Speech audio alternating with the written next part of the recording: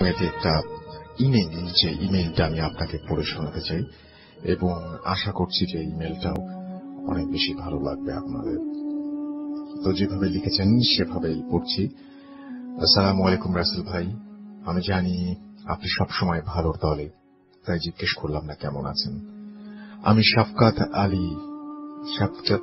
আলামিন আলী, আমি খুলনাতে থাকি। অনেকদিন ধরে ভাবছি ঘটনাটা শেয়ার করব, কিন্তু সময়ের অভাবে লিখতে পারিনি। আর এত দূর থেকে স্টুডিওতে গিয়ে বলা সম্ভব না, তাই যদি ভালো লাগে ঘটনাটি পড়ে শোনাবেন। ঘটনাটি আমার সাথে ঘটেছিল 13 মার্চ 2015। দিনটি ছিল শুক্রবার। ঘটনাটি ঘটেছিল বগুড়াতে। আমি পাটের ব্যবসা করাতে পাট নিয়ে প্রায় বগুড়ায় যাওয়া লাগতো। ঘটনাটি যেখানে ঘটেছে সেই জায়গাটির নাম আমি বলছি না, তবে সেটি বগুড়া শহর থেকে 35 থেকে 40 কিলোমিটার ভেতরে, জয়পুর হাটের কিছুটা আগে। জুট মিলটার বর্ণনা একটু দেই। চারপাশে একদম ফাঁকা ধানের জমি, মাছের ঘের, যতদূর পর্যন্ত চোখ যায় কোনো বাড়ি ঘর দেখা যায় না। আমি গিয়ে জুট মিলের গেস্ট রুমে থাকতাম। গেস্ট রুম মিলের ভেতরেই ছিল। জুট মিলের সঙ্গে ছিল ইটের ভাটা, দুটোই এক মালিকের। মিলের মেশিন চলার কারণে শব্দ হচ্ছিল বলে ঘুম আসছিল না। তখন সময় প্রায় রাত 11:30টার বেশি হবে। আমি মিলের ভেতর থেকে বের হয়ে ইটের ভাটার দিকে গেলাম। ভাটাটা ছিল একদম অন্ধকার। শুধুমাত্র ভাটার ভেতরে ভাটার অফিসের সামনে একটা লাইট জ্বলছিল। অফিসের সামনে ছিল একটা বড় গাছ এবং গাছটির চারপাশ ছিল ইট দিয়ে বাঁধানো। আমি গিয়ে সেই বাঁধানো গাছটির নিচে বসলাম এবং ফোনটা পকেট থেকে বের করে ফেসবুকিং করছিলাম। চারিদিক অন্ধকার এবং মিলের ভেতরে মেশিন চলার শব্দ সহ পাশ থেকে ঝিঝি পোকার শব্দ শুনতে পাচ্ছিলাম। আমার কেমন যেন একটু ভয় লাগছিল। এজন্য আমি পকেট থেকে একটা সিগারেট বের করে ধরলাম। ভাবলাম সিগারেট শেষ করে গিয়ে শুয়ে পড়ব। তাছাড়া জুট মিলের ভেতর তো আর সিগারেট খাওয়া যাবে না। এই ভেবে সিগারেটের অর্ধেক শেষ করে আমি উঠে দাঁড়ালাম।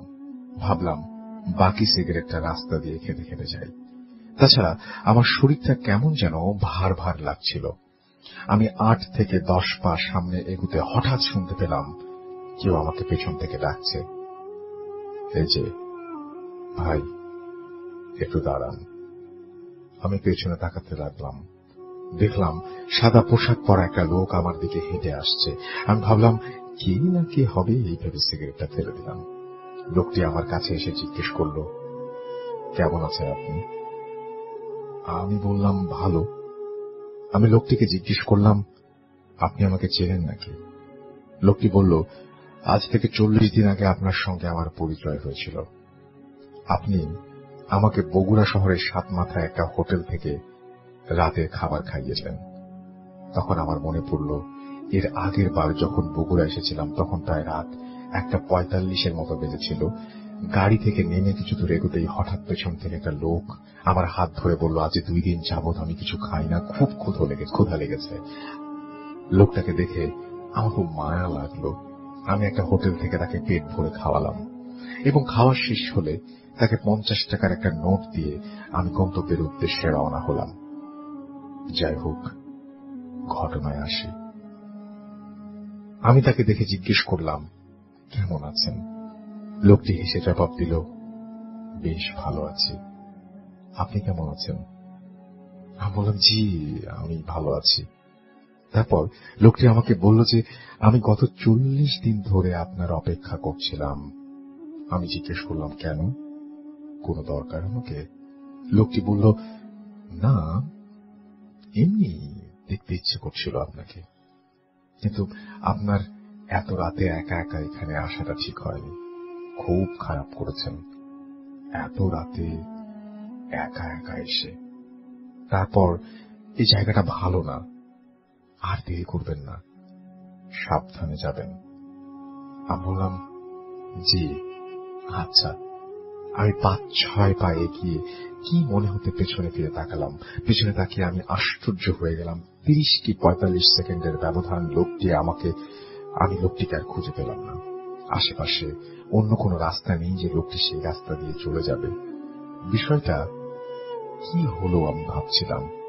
হঠাৎ 4 জন লোক এসে আমাকে ঘিরে ধরল, বলল কাছে যা আছে দিয়ে দিতে। 2 জন আমার 2 হাত ধরল, আমার গলায় খুর ধরল এবং আমার পকেট হাতড়াচ্ছিল।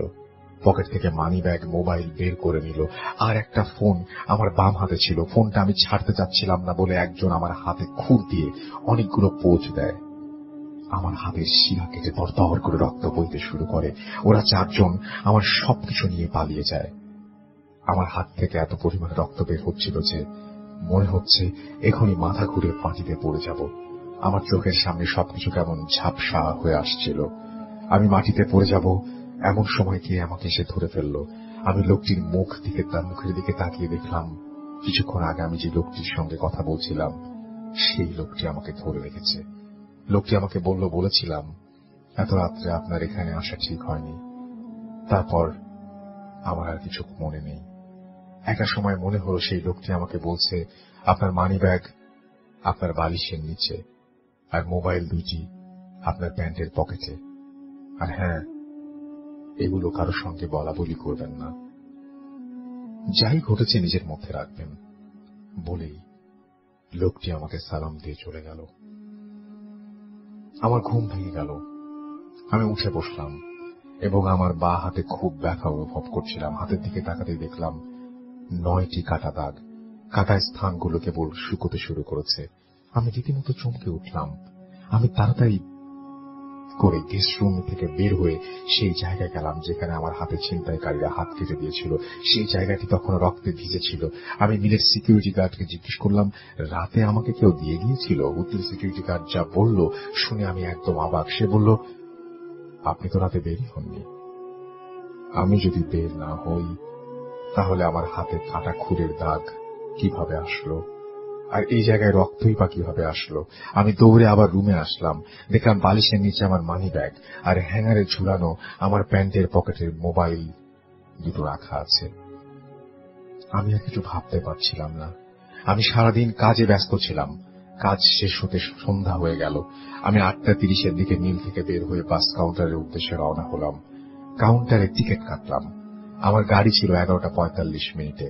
আমি সময় কাটানোর জন্য বসে বসে পেপার পড়ছিলাম। হঠাৎ আমার চোখ পড়ল পুরনো এক পত্রিকার উপরে, যেখানে সেই লোকটির ছবি যে আমাকে বলেছিল এত রাত্রে একা আসা ঠিক হয়নি। আমি পত্রিকাটি হাতে নিয়ে খবরটি পড়তে রীতিমতো চমকে উঠলাম। পত্রিকাটি ছিল 1 ফেব্রুয়ারি 2015 তারিখের। খবরটি ছিল বগুড়া শহরের ট্রাক চাপায় ভিক্ষুকের মৃত্যু। ওই দিনের পর থেকে আজও প্রায় রাতে স্বপ্নের মধ্যে তার সঙ্গে আমার কুশল বিনিময় হয় এবং সে আমাকে অনেক বিপদে সাহায্য করে।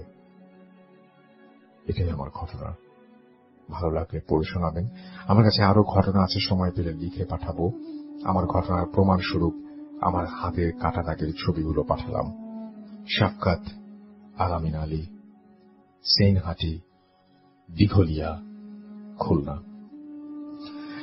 আমি প্রথমে এই ঘটনাটা যখন পড়ছিলাম তখন ভেবেছিলাম যে এই ভদ্রলোক হয়তো এই ছিনতাইয়ের এই গ্রুপটার সাথে হয়তো জড়িত। অনেকেই হয়তো ভেবে থাকবেন যে তিনি এসেছেন এবং তিনি এসে বলেছেন জায়গাটি ভালো না, এবং তারপরে মিথ্যে করে বলেছেন যে আপনার সঙ্গে আমার আগেও দেখা হয়েছিল, হোটেলে আপনি আমাকে ভাত খাইয়েছিলেন। তারপরে যেভাবে হয় আর কি, ছিনতাইগুলো যেভাবে হয়, যারা ছিনতাইকারীর কবলে পড়েছেন দেখবেন যে প্রথমে একটা পরিচয় দিয়ে বসেন। তো এইরকম একটা ঘটনা ঘটতেই পারে, কিন্তু যখন ভুলটা ভেঙে যায়, যখন তার আস্তে আস্তে জ্ঞান ফিরছে এবং সেই লোকটি বলছেন যে তার বালিশের নিচে নাকি মানি ব্যাগ এবং তার মোবাইল নাকি তার প্যান্টের পকেটে, ঘটনাটা গোলমাল লেগে যায় সেখান থেকে। এরপরে আরো গোলমাল লাগে যখন দেখে যে সে ঘুম ভেঙে উঠছে তার রুমের ভেতর থেকেই, এবং যদি স্বপ্নও হয়, এটা পুরোটা স্বপ্ন হয় কারণ সিকিউরিটি গার্ড তাকে জানায় রাতের বেলায় সে বের হয়নি, তাহলে আবার ঘটনাটা গোলমাল লাগে। হাতের কাটা দাগগুলো তাহলে কিভাবে এলো? আর হাতের কাটা দাগের ছবি তিনি আমাদের পাঠিয়েছেন, সেই ছবিগুলো আমি দেখেছি। এবং এই ঘটনাটা যদি আপনার সাথে সত্যিই ঘটে থাকে এবং আপনি যদি সত্যি লিখে থাকেন তাহলে খুবই আশ্চর্যজনক এবং খুবই আশ্চর্যজনক। আমরা ম্যাক্সিমাম সময় যেটা হয় আমাদের ক্ষেত্রে, যে কোনো ঘটনা বিশ্বাস করি না ততক্ষণ পর্যন্ত, যতক্ষণ পর্যন্ত সেটা আমার নিজের সাথে না ঘটে। যখন আমার নিজের সাথে ঘটে তখন খুব একটা স্বাভাবিক ঘটনা আমাদের কাছে অস্বাভাবিক লাগে। মনে হয় যে আরে বাপরে বাপ, আমার সাথে এটা ঘটে গেল। সেই ঘটনাটা অন্য একজনের কাছে শুনলে হয়তো আপনি হাসির পাত্র হয়ে উঠতে পারেন, কেউ হয়তো বিশ্বাস করবে না, কেউ হয়তো বলবে যে আপনি মানসিক কোন সমস্যায় ভুগছেন, ইত্যাদি ইত্যাদি। আপনি যখন অন্যেরটা শুনছেন তখন এরকমই লাগে।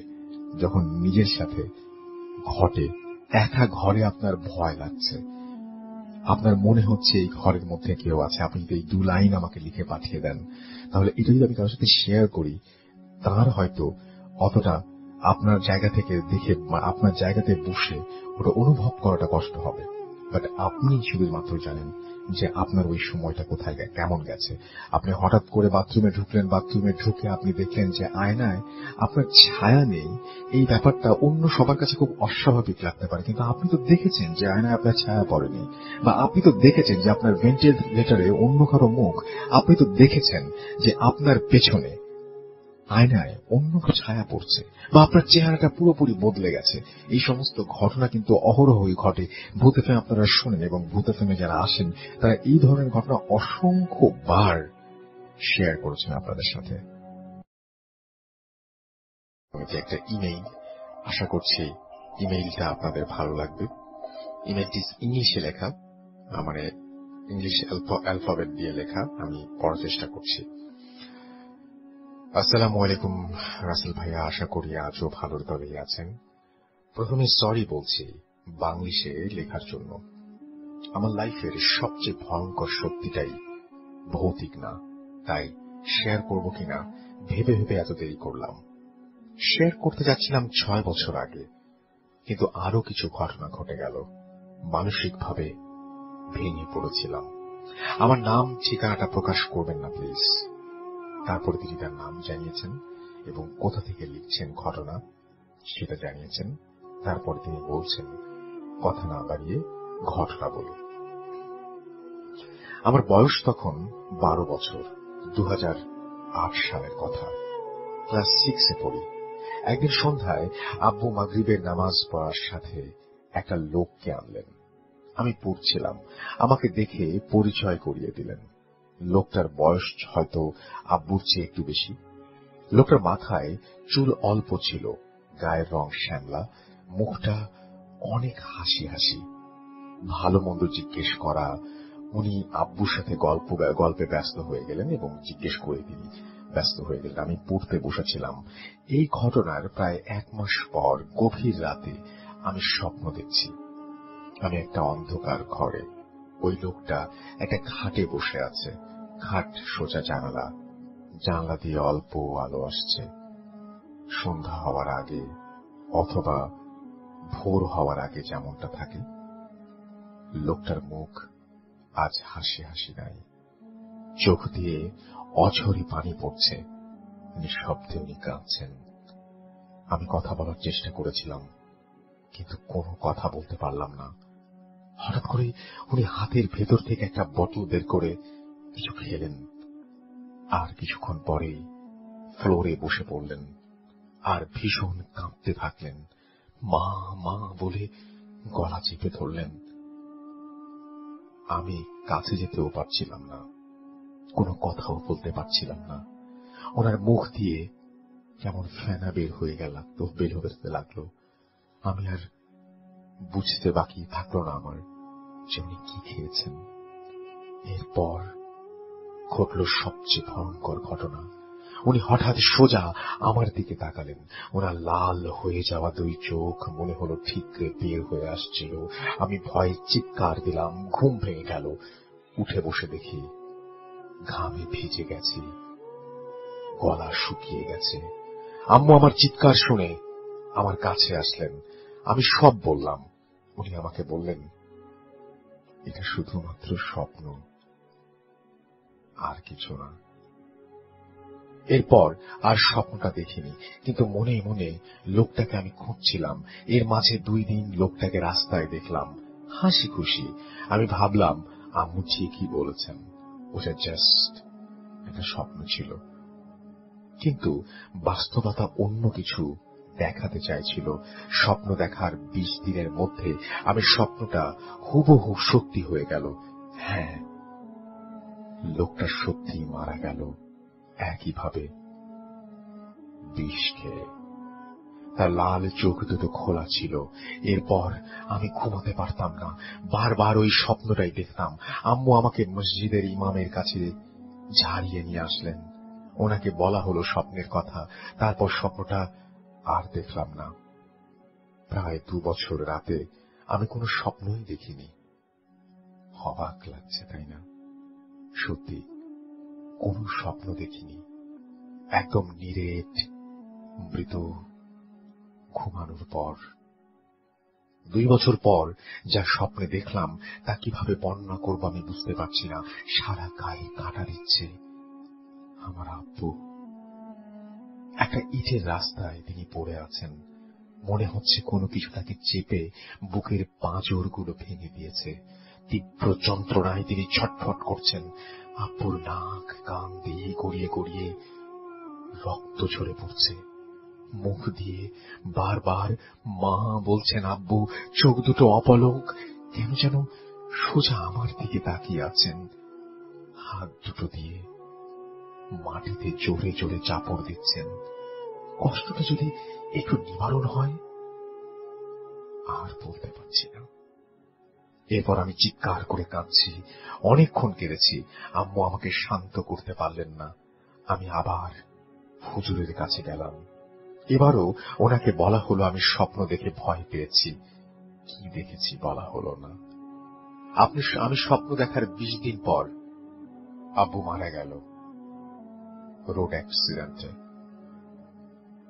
আম্মু আমাকে কোনো কিছু জিজ্ঞেস করেননি, আমি কিছু বলিনি।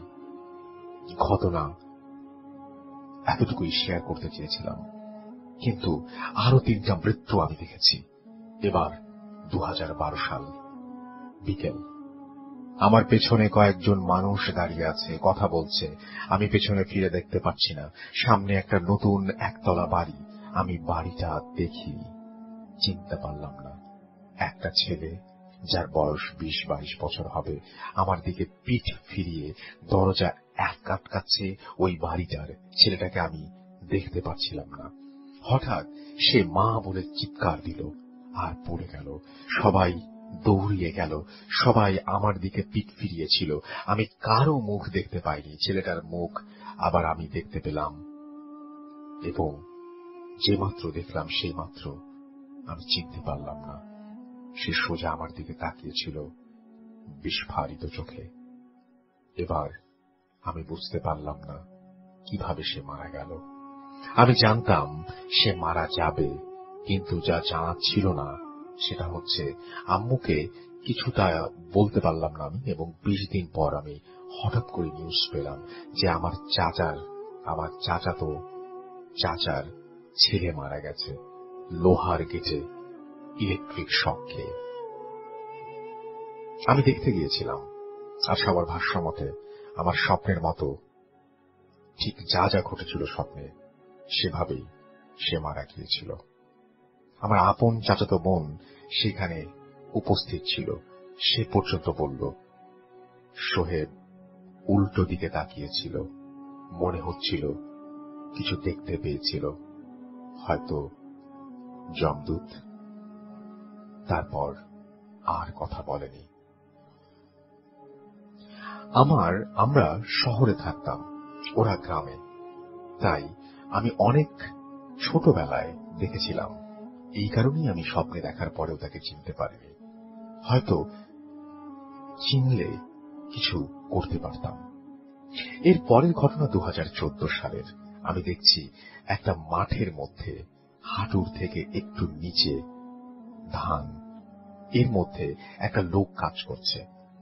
এই সময় এটা রাত ছিল এবং রাস্তার রোড লাইটটা লোকটার আবছা দেহ বুঝতে পারছিলাম, কিন্তু অনেক চেষ্টা করে মুখটা বুঝতে পারছিলাম না। এবার আমি সত্যি অনেক চেষ্টা করলাম মুখ দেখার, চেনার, যদি বাঁচাতে পারি। হঠাৎ লোকটা কাঁপা শুরু করলো। কাদার ভেতর পড়ে গেল আর ভীষণ কাঁপতে লাগলো। আমি কিছু বুঝতে পারলাম না কেন এমন হলো। লোকটা যখন কাদায় একদম মাখামাখি, তখন মুখটা দেখতে পেলাম, কিন্তু কাদায় পুরো চেহারা বোঝা যাচ্ছিল না। লোকটা আমাকেই দেখেছিল, ঘাড়টা আমার দিকে ফেরানো ছিল। পরদিন আমি আম্মুর কাছ থেকে আমার আত্মীয়দের মধ্যে আমার স্বপ্নের মানুষের মতো, যাদের অবয়ব, যাদের সাথে চেহারা মিলে যায় বা যারা দেখতে অনেকটা ওই রকম, তাদের সাথে ব্যাপারে কথা বলে জানতে চাইলাম। জানতে পারলাম আমার ফুফাতো 2টা ভাই মাঠে কাজ করে। আমি ফুফা বাড়ি যাব এই কথা বলার আগেই কল এলো আমার ফুফাতো ভাই গত রাতে মারা গেছে। আমি তার মুখটা দেখেছিলাম ডান দিকে ফেরানো, চোখ খোলা হিসেবে সেদিক দিয়েই তাকিয়েছিল এবং তার বৃদ্ধি ছিল রাতে মাঠে পড়ে সে মারা যায়। আমি খুব নিরুপায় অনুভব করতে লাগলাম। এইবার আমার হাতে 20 দিন সময় ছিল না। আর এর পরের ঘটনা 2016 সালের। আমি এইবার রাতে স্বপ্ন দেখলাম না, এইবার দুপুরে স্বপ্ন দেখলাম। একটা লোক যার বয়স 35-এর মতো একটা ঘরে খাটের ওপর বসে আছে এবং উফ বলছে আর মুখটা বিকৃত করছে। এই সময় একটা লোক আলোক আর কিছু ওষুধ নিয়ে আসলো। উনি খেলেন, কিছুক্ষণ পর বুকে হাত দিয়ে ফ্লোরের ওপরে পড়ে গেলেন। অন্য লোকটা তাকে ধরে ফেললো। উনি বললেন, খুব ব্যথা করছে, ডক্টরের কাছে নিয়ে যা। আর একদম আমার দিকে তাকালেন, সোজা আমার দিকে। মনে হলো উনি আমাকে দেখতে পেয়েছেন। এরপরে ঘুমটা ভেঙে গেল। লোক 2 জনের একজনকেও আমি চিনতে পারলাম না। এইবার 20 দিন পার হলো মৃত্যুর সংবাদটা পেতে। আমি আমার আম্মুর যে চাচাতো বোনের হাজবেন্ড, যে কিনা আমার খালু হয়, মারা গেছেন স্ট্রোক করে। আমি অনেক দেখেছি 5 বছর আগে, ওনাকে দেখেছি 5 বছর আগে, তাই চিনতে পারিনি।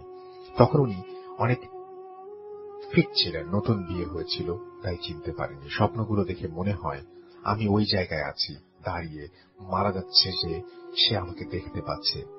কিছু বিষয় আমার কাছে রহস্যজনক। এই মৃত্যুগুলো কেন নির্দিষ্ট সময় হয়?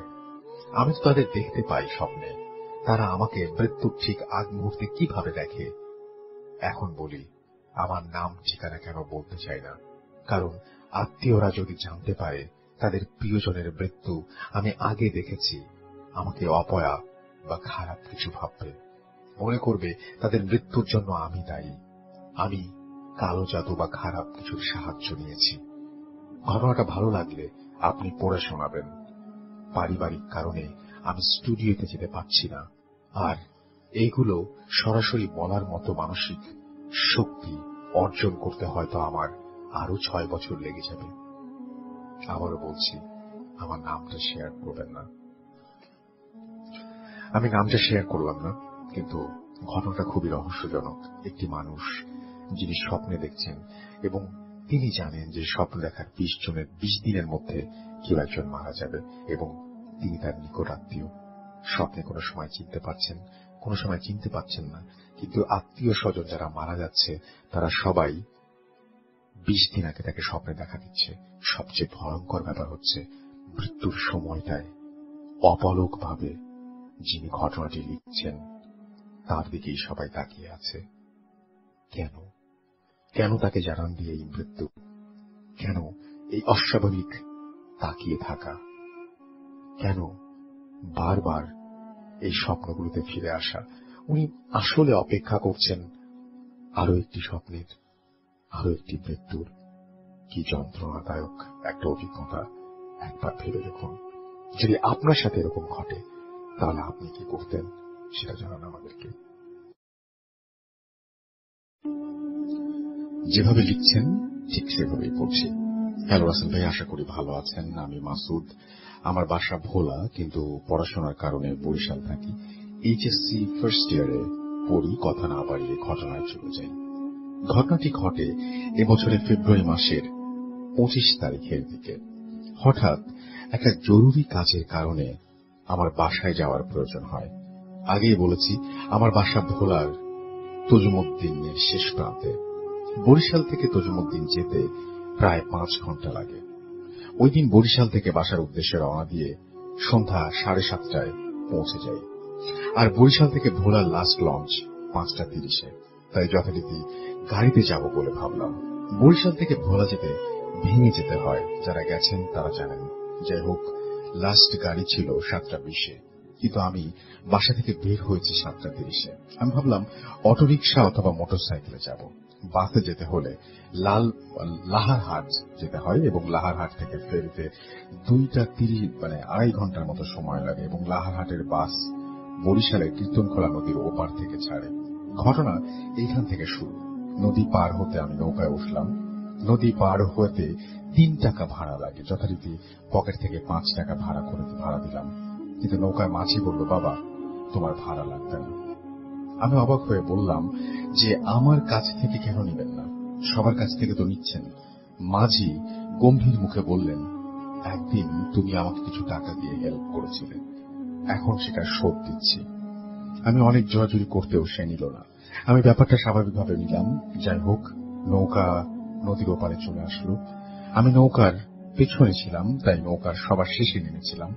যেই নামতে যাব তখনই মাঝি ডাক দিল, মাসুদ বাবা সাবধানে যেও, সবসময় আল্লাহকে স্মরণ করো, বাবা সাবধানে যেও, সাবধান। জাস্ট এইটুকুই বলল।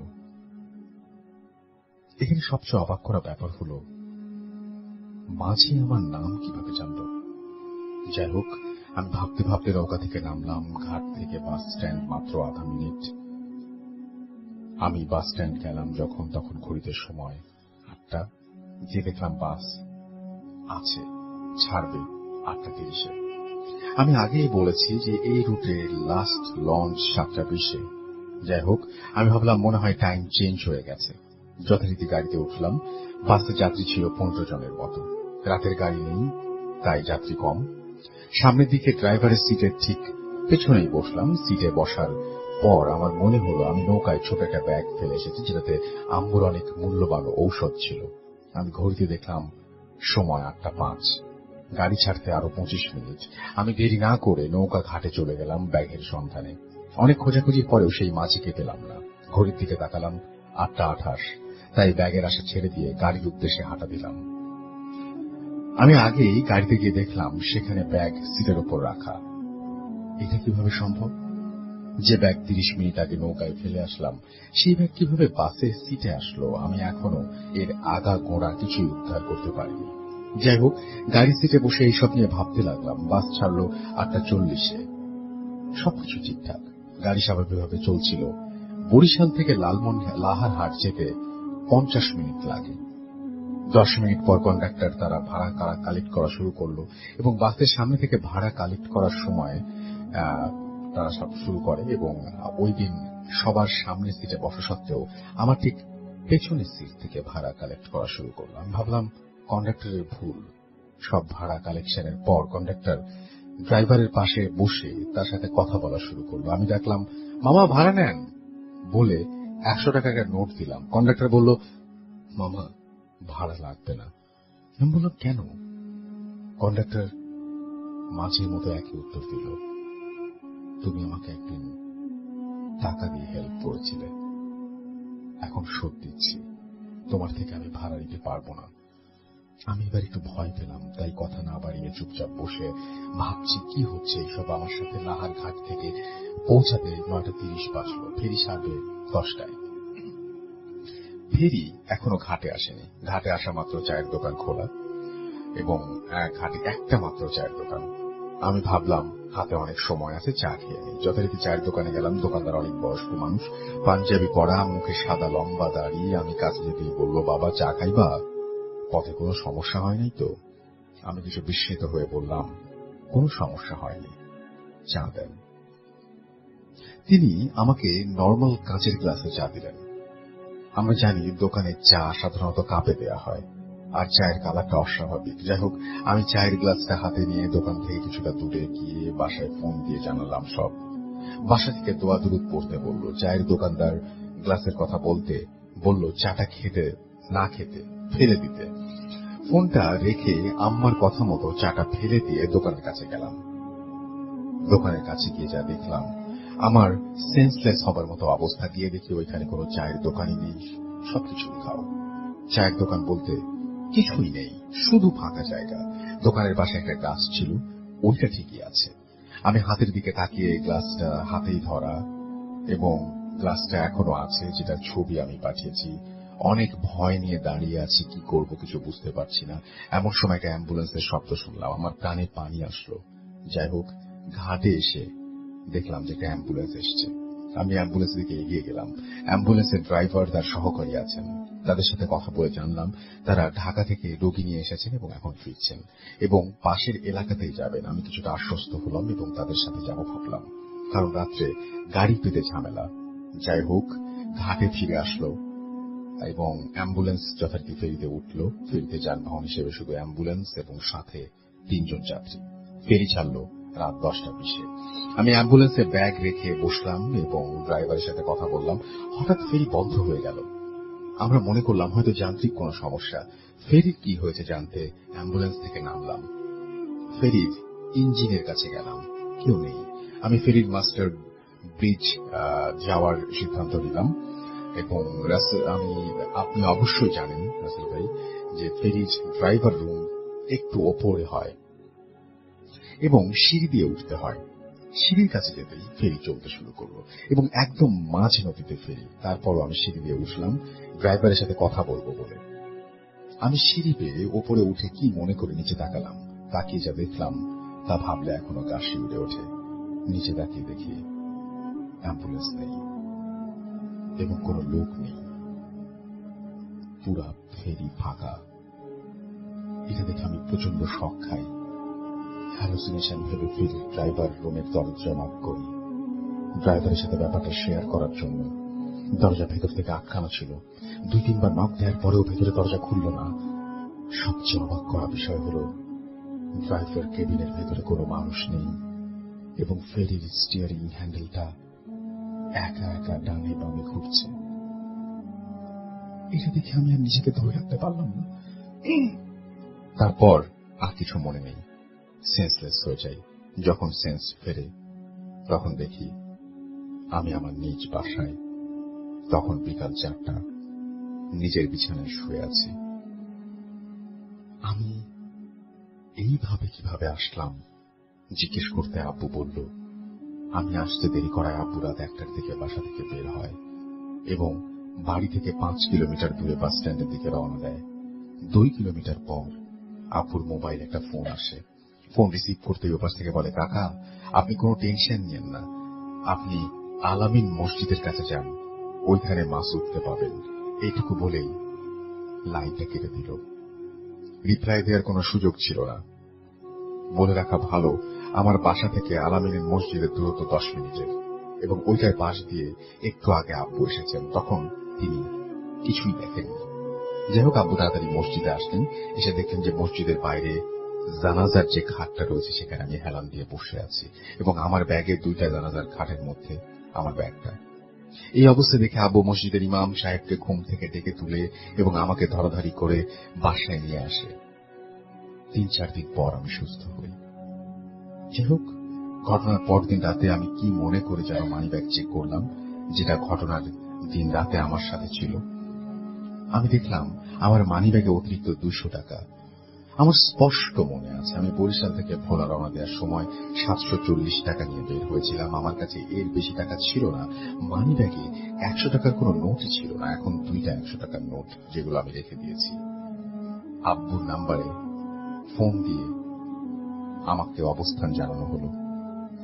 রিসিভার লিস্টে, মানে যার নাম্বারটা যেটি তিনি জানিয়েছিলেন যে আমার অবস্থান কোথায়, রিসিভার লিস্টে, রিসিভ করার লিস্টে, সেই রিসিভ কলে ওইখানে যে নাম্বারগুলো রয়েছে তার মধ্যে তার নাম্বারটি ছিল না।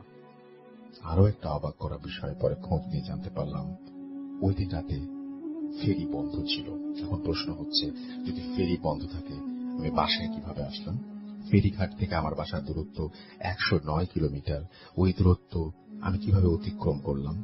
পকেটে অতিরিক্ত টাকা কিভাবে আসলো? নৌকার মাঝি, বাসের ব্যাগ, কন্ডাক্টর, ভাড়া না নেওয়া, চায়ের দোকান উধাও, চায়ের গ্লাস, কিছু মাথায় ঢুকছে না। যারা শুনছেন তারা যদি কিছু জানেন তবে জানাবেন। অনেকে হয়তো অবিশ্বাস করবেন, কিন্তু যার সাথে ঘটে শুধু সেই বোঝে। আপনি নিজেকে আমার জায়গায় ভাবেন। ভালো থাকবেন, দোয়া রইল। এই ঘটনার পরবর্তীতে আমার আর কিছু হয়নি। বর্তমানে আমি সুস্থ এবং স্বাভাবিক আছি। এত বড় মেইলটা পড়ার জন্য ধন্যবাদ। এই ছিল ঘটনা। আপনাকে রাসেল ভাই, আমি রিমন, খুলনাতে থাকি। এখানে ঘটনা শেয়ার করতে যাচ্ছি সেটি আমার এলাকার বড় ভাই বিপ্লবের কাছ থেকে শোনা এবং তার নিজের সাথে ঘটে যাওয়া ঘটনা। আমি তার মতো করে বলছি। আজ থেকে 5 বছর আগের একটি ঘটনা, যখন আমি 10ম শ্রেণীতে পড়ি, এবং এটি খুলনা মেডিকেলে আমার নিজের সাথে ঘটে যাওয়া একটি ঘটনা। সেদিন প্রায় রাত 12টা। আমার নানু বাড়িতে আমি ছিলাম। আমি নিজের ঘরে বসেই লেখাপড়ায় ব্যস্ত, কারণ সামনে এসএসসি পরীক্ষা। তখন আমার মামা মামি কোন একটি বিষয় নিয়ে তর্ক করছিলেন। এমন তর্কের এক পর্যায়ে মামি রাগ হয়ে তার নিজের ঘরে গিয়ে গলায় ফাঁস নিতে যাচ্ছিলেন। এই সময় মামা তাড়াতাড়ি ওই ঘরে এসে মামিকে উঁচু করে ধরলেন যাতে গলায় ফাঁস না লাগে। কিন্তু মামা একটু দেরি করে আসাতে মামির গলায় খুব মারাত্মকভাবে চোট লাগে এবং মামিকে নামানোর পর মামির গলায় একটা কালো দাগ পড়ে যায় এবং গলাটা ফুলে উঠতে শুরু করে। তাই আমরা দেরি না করে মামিকে খুলনা মেডিকেলে নিয়ে গেলাম। আমি আর আমার মামা, কারণ ওই সময় আর ঘরে কোনো পুরুষ মানুষ ছিল না। আমরা যখন খুলনা মেডিকেলে পৌঁছলাম তখন রাত 11:30। খুলনা মেডিকেলে গিয়ে অনেক খোঁজাখুঁজির পর একজন ডাক্তারের সন্ধান পেলাম। তখন মামা অনেক টেনশনে ছিলেন। ডাক্তার মামাকে বলল রোগী খুব ভালোভাবে ইনজিউর্ড হয়েছে, তাই ডাক্তার মামাকে খুব তাড়াতাড়ি কিছু ওষুধ আনতে বললেন। কিন্তু মামা না গিয়ে আমাকে ওই প্রেসক্রিপশন দিয়ে তাড়াতাড়ি ওষুধগুলো আনতে বললেন। মামাকে খুব চিন্তিত দেখে আমি তাড়াতাড়ি ওষুধগুলো আনতে গেলাম। রীতিমতো আমি বাইরে থেকে ওষুধ নিয়ে ফিরে এলাম এবং ওই মুহূর্তে ডাক্তার মামাকে আর একটা ইঞ্জেকশন আনতে বললেন এবং আর বললেন যে এই ইঞ্জেকশনটা তাড়াতাড়ি না দিলে রোগীর গলায় বড় ধরনের সমস্যা হতে পারে। তখন মামা আরো বেশি চিন্তিত হয়ে মামার পকেট থেকে সব টাকা দিয়ে আমাকে ধাক্কা দিয়ে ইঞ্জেকশন আনতে পাঠিয়ে দিলেন। আমি দ্রুত ছুটে গেলাম এবং আমিও কিছুটা নার্ভাস ছিলাম, কারণ এমন পরিস্থিতিতে আমি কোনোদিন পড়িনি। অনেক খুঁজে ওই ইঞ্জেকশন পেয়ে আবার হাসপাতালে দ্রুত পায়ে এগোতে লাগলাম। ঘটনার ভয়াবহ পয়েন্ট এখান থেকে শুরু। আমি যখন ওই ইঞ্জেকশন নিয়ে হাসপাতালের মেইন গেট দিয়ে ঢুকলাম তখন আমি সিদ্ধান্তহীনতায় পড়ে গিয়েছিলাম। আমার কাছে পথগুলো অচেনা মনে হচ্ছিল। আমি কোন পথ থেকে এসেছিলাম আর কোন পথ থেকে মামির কেবিনে যেতে হবে ভেবে পাচ্ছিলাম না।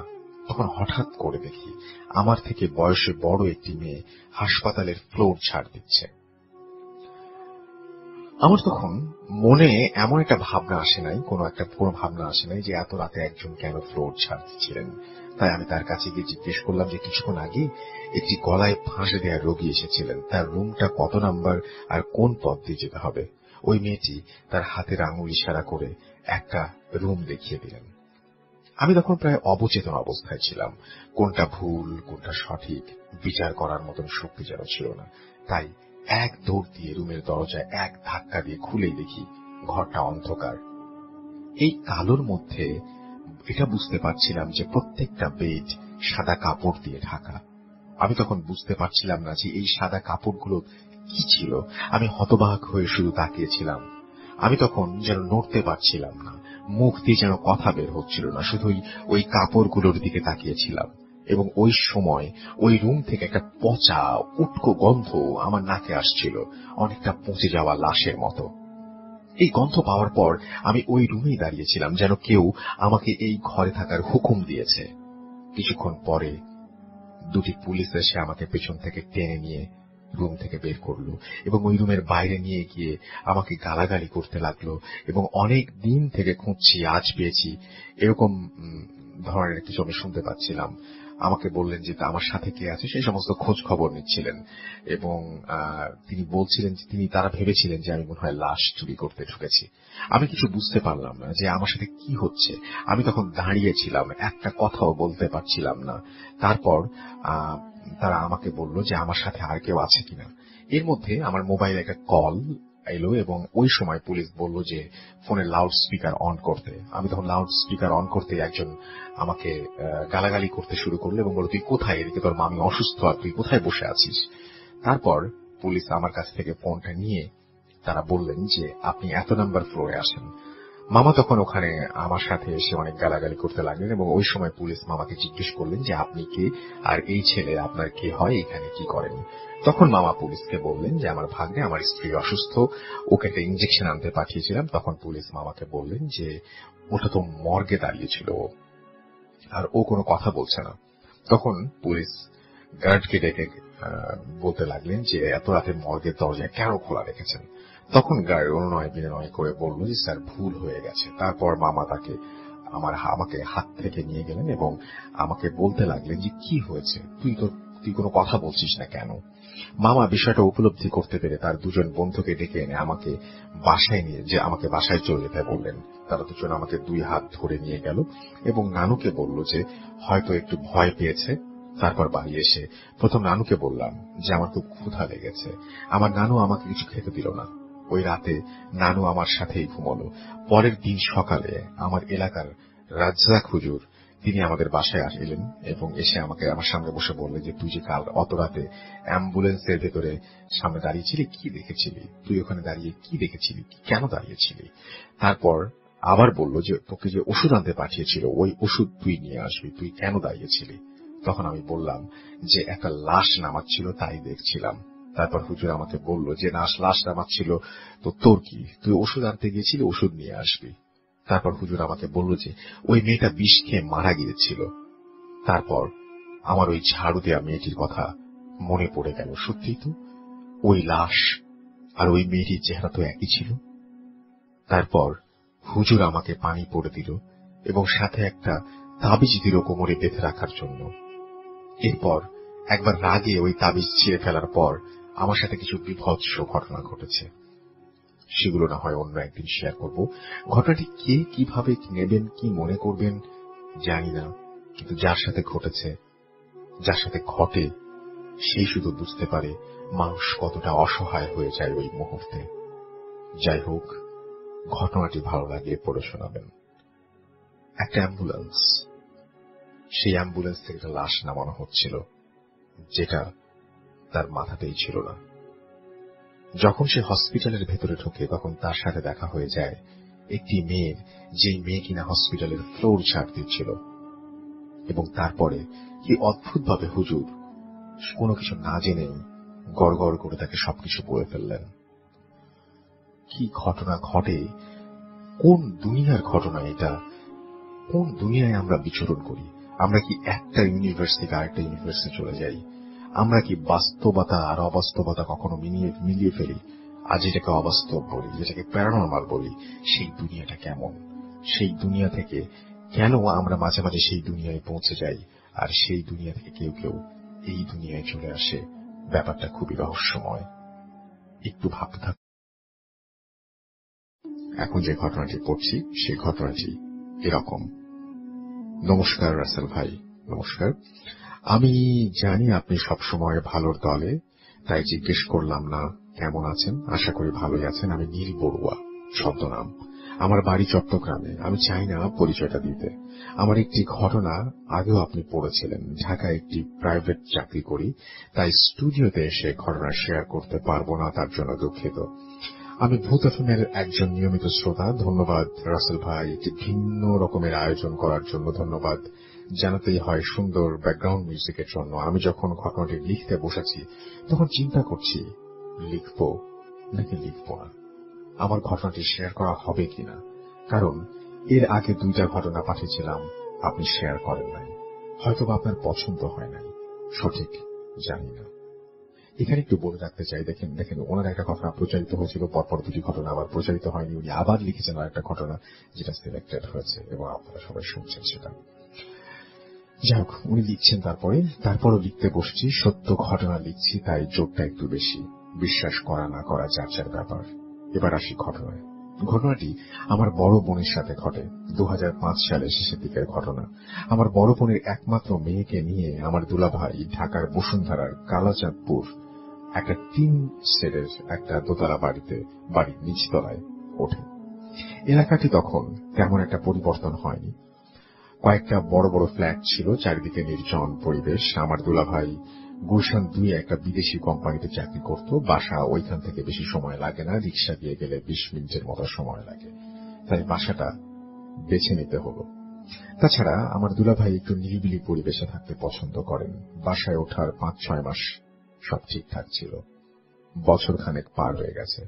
আমার ভাগ্নিকে স্কুলে ভর্তি করিয়ে দিয়ে জানুয়ারি মাস, তাই স্কুলের ক্লাস কম।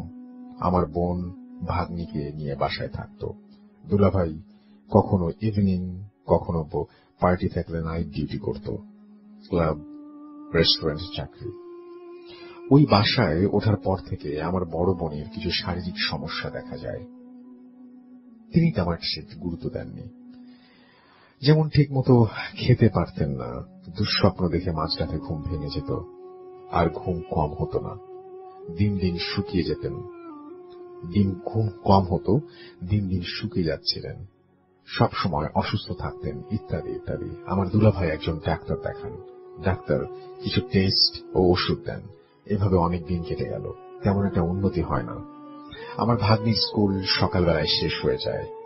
রান্না শেষ করে মেয়েকে স্কুল থেকে আনার পর বাকিটা সময় বাসায় কখনো শুয়ে, কখনো বা টিভি দেখে কাটে। একদিন দুপুরবেলা আমার ভাগ্নি ঘুমোচ্ছেন, আর আমার পাশে আমার বড় বোন, তার পাশে আমার বড় বোন শুয়ে আছে। বাইরে থেকে কেউ যেন দরজায় টোকা দিল। আমার বোন দরজা খুলে দেখল একজন বয়স্ক বৌদ্ধ ভিক্ষু দাঁড়িয়ে আছে। ওনার সমস্ত শরীরে ছোট ছোট ফোস্কার মতো। আমার বোন তাকে বন্দনা জ্ঞাপন করে ভিতরে নিয়ে বসতে বললেন। যেহেতু 12টার পর বৌদ্ধ ভিক্ষুর ভারী কোনো খাবারের নিয়ম নেই, তাই আমার বোন জিজ্ঞাসা করলেন, চা খাবেন? উত্তরে তিনি বললেন, খাবো। আমার বোন চা বানিয়ে নিয়ে আসলেন। ওনার চা খাওয়াটা ছিল অদ্ভুত।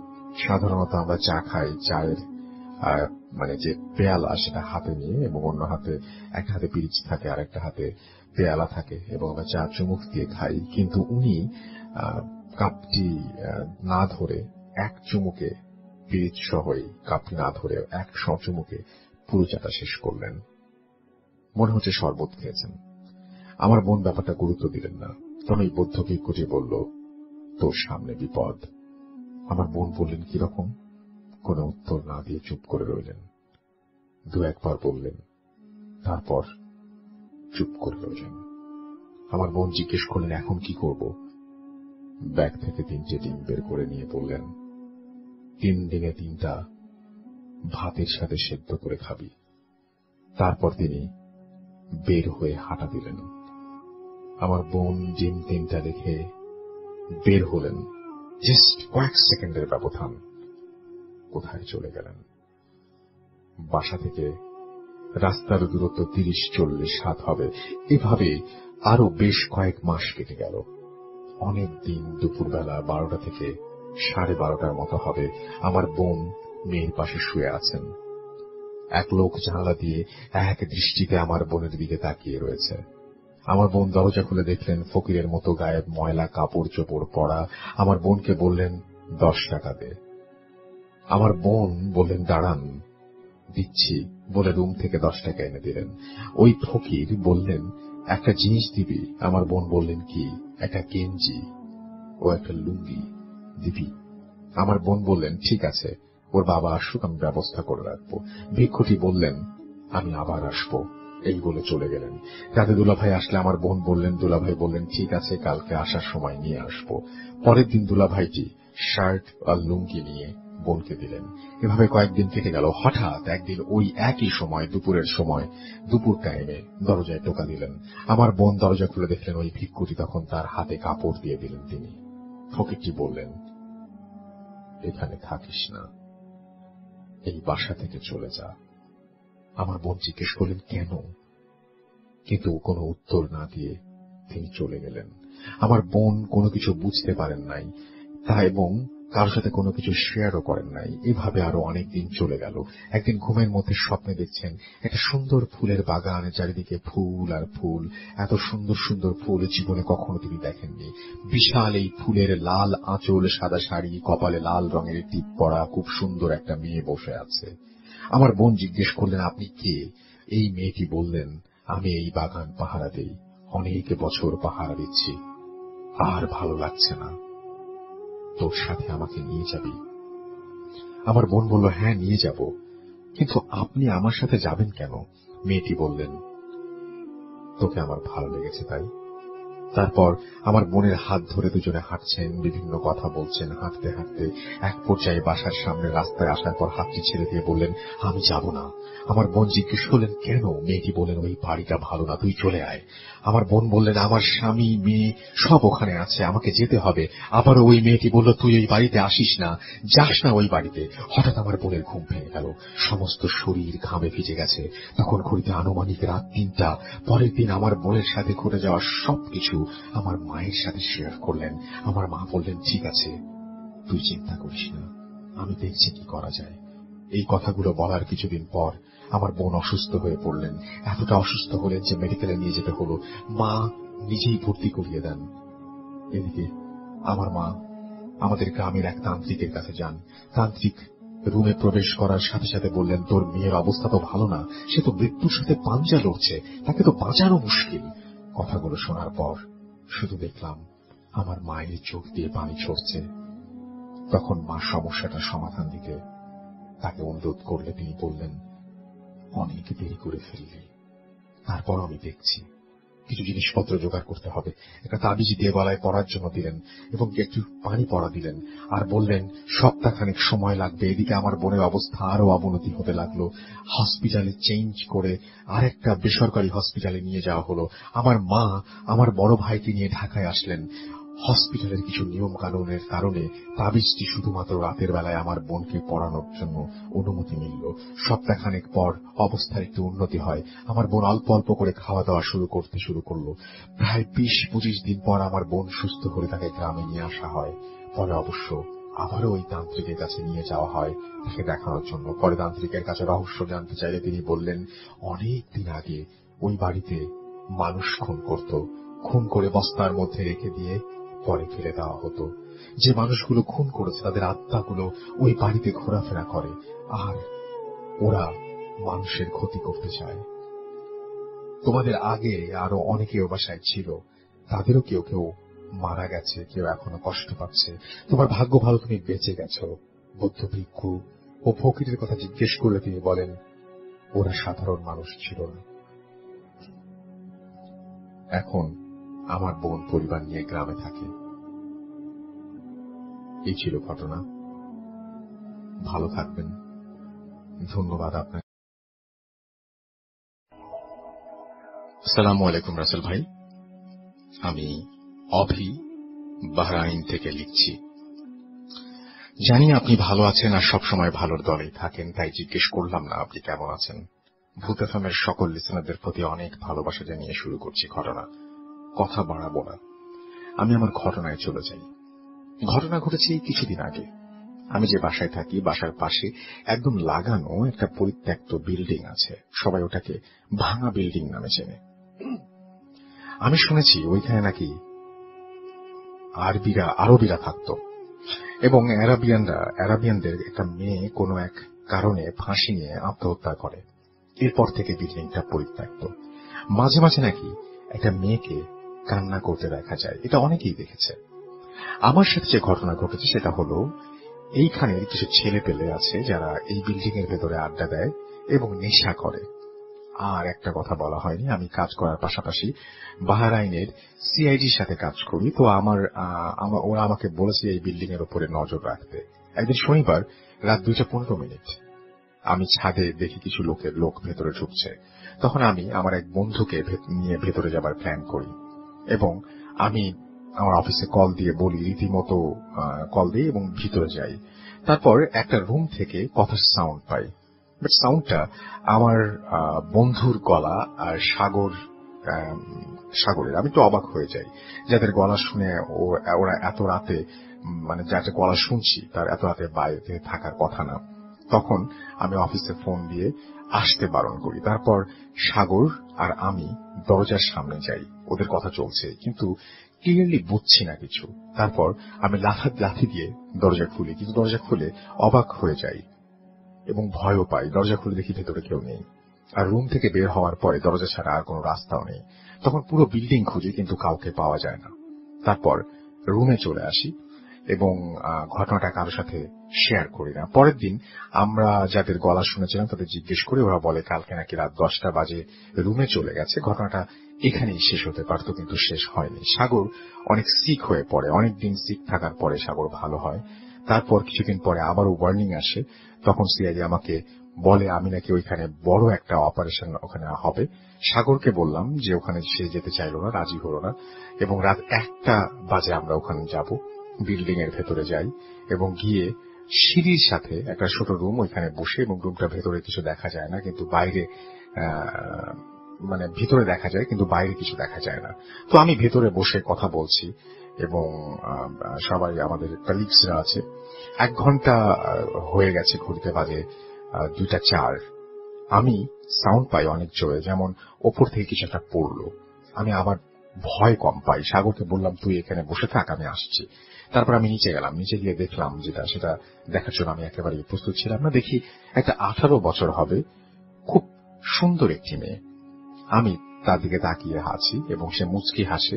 তখন আমি তাকে বললাম কে আপনি, কিন্তু আমার মনে হলো ওই আমার কথাটা সে বুঝতে পারছে না। তারপর আমি তাকে আরবিতে বললাম মিনেন্তো ইনতে, মানে তুমি কে।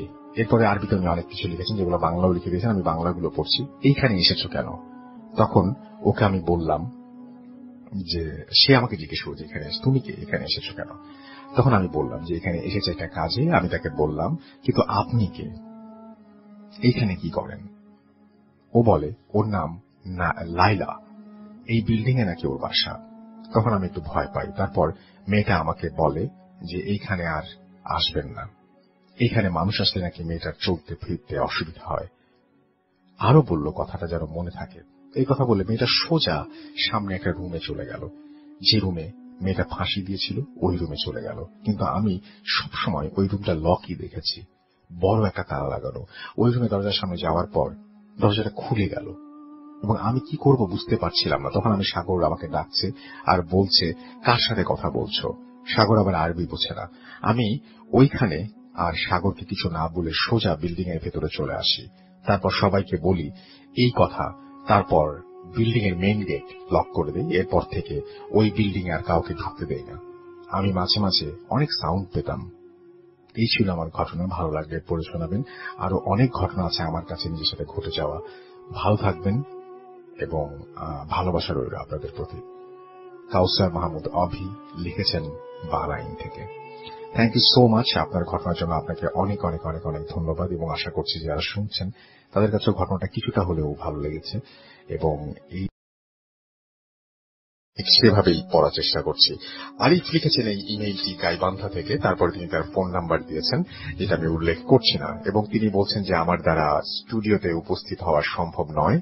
আমি একজন developer and I need to work all day and take a rest at night. So উনি এই কারণে আসতে পারছেন না। আসসালামু আলাইকুম রাসেল ভাইয়া, আশা করি ভালো আছেন। এভাবে শুরু করেছেন ইমেলটা। আমার স্টোরিটা একটা ল্যাপটপকে নিয়ে। বছরখানেক আগে আমি অনলাইনের মাধ্যমে একটা সেকেন্ড হ্যান্ড ল্যাপটপ কিনি। ল্যাপটপটি আমার কাছে বিক্রি করেন একজন মধ্যবয়সী মহিলা। আমি একটা শপিং সেন্টারে ওনার সাথে দেখা করি এন্ড ল্যাপটপটা নিয়ে বাসায় আসি। ল্যাপটপে চার্জ দেওয়া শুরু করি।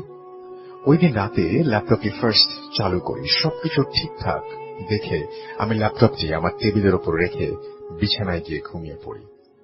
পরের দিন সকালে ঘুম ভাঙলে দেখি ল্যাপটপটি বিছানায় আমার ঠিক পাশেই রাখা। আমি কিছুই বুঝতে পারছিলাম না, কারণ আমি ল্যাপটপটা টেবিলে রেখে ঘুমিয়েছিলাম আর আমার রুমের দরজা ছিল বন্ধ। কেউ কোনোভাবেই এটাকে তুলে এনে খাটে রাখতে পারে না।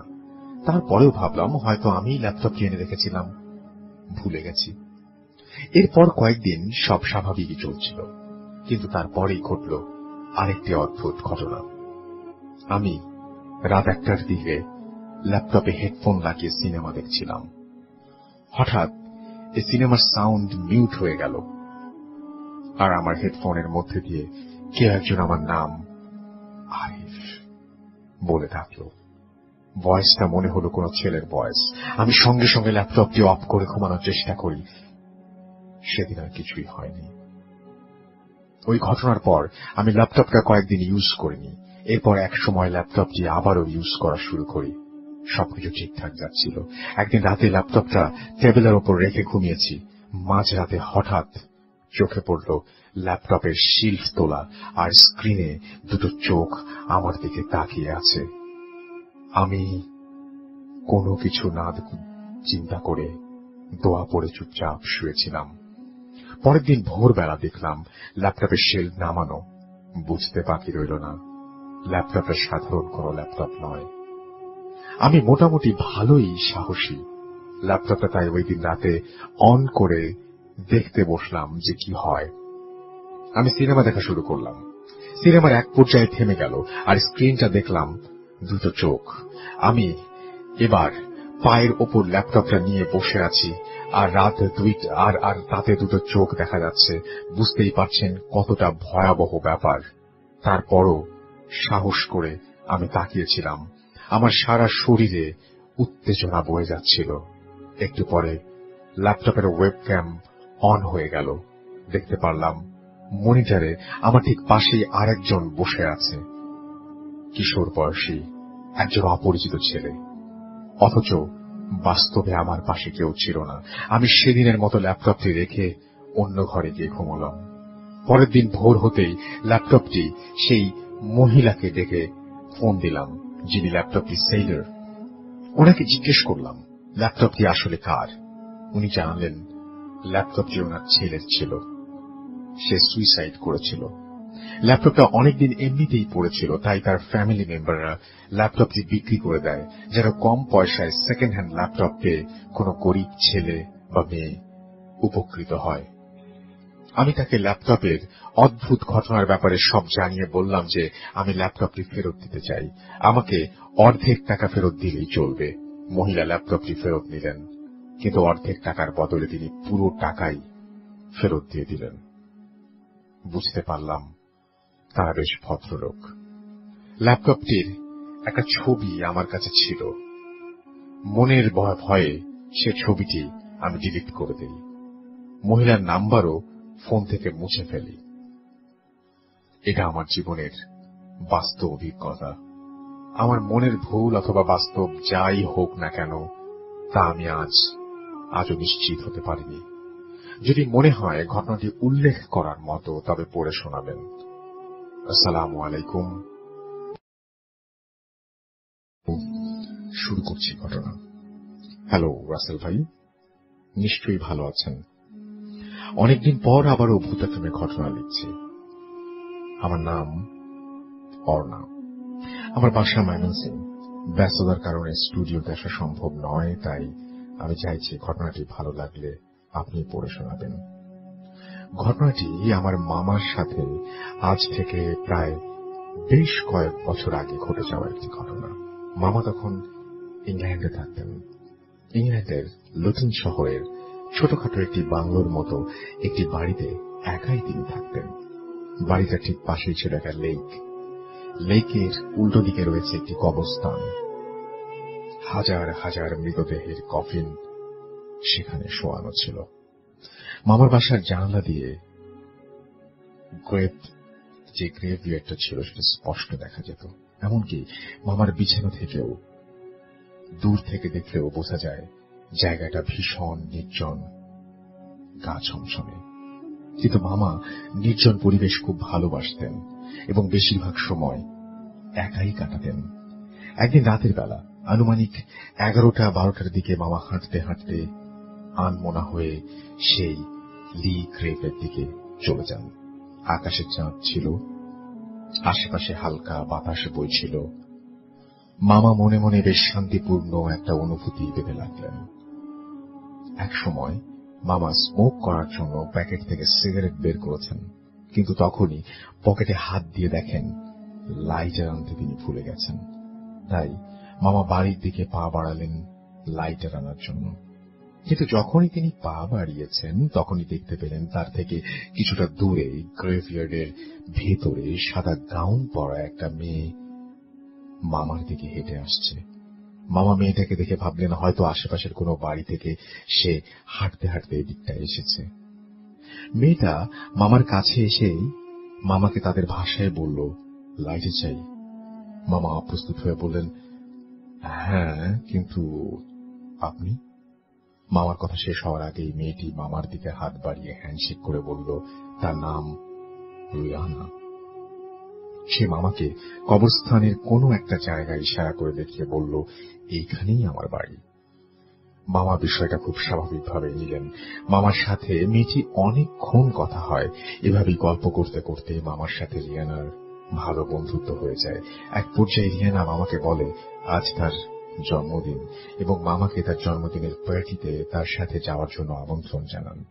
মামা প্রথমে তার সাথে যেতে রাজি না হলেও পরে তিনি রিয়ানার সাথে হাঁটতে লাগলেন রিয়ানার বাড়ির দিকে। রিয়ানা মামা থেকে এক কদম পিছিয়ে হাঁটছিল। হঠাৎ মামা খেয়াল করলেন তিনি কবরস্থানের ঠিক মাঝ বরাবর হাঁটছেন। দুপাশে সারি সারি কবর স্পষ্ট দেখা যাচ্ছে চাঁদের আলোয়। একটা সময় তার মনে হল তিনি একাই হেঁটে চলেছেন। পেছন দিকে তাকাতেই মামা দেখলেন মেয়েটি নেই। মামার বুক ধক করে উঠল। মামা বুঝলেন তিনি খারাপ কোনো কিছুর কবলে পড়েছেন। তাই তিনি কোনো কিছু না ভেবেই প্রাণপণে দৌড়াতে লাগলেন। তার পা যেন চলছিল না। দৌড়াতে দৌড়াতে একসময় হোঁচট খেয়ে একটা গর্তের ভেতরে পড়ে গেলেন মামা।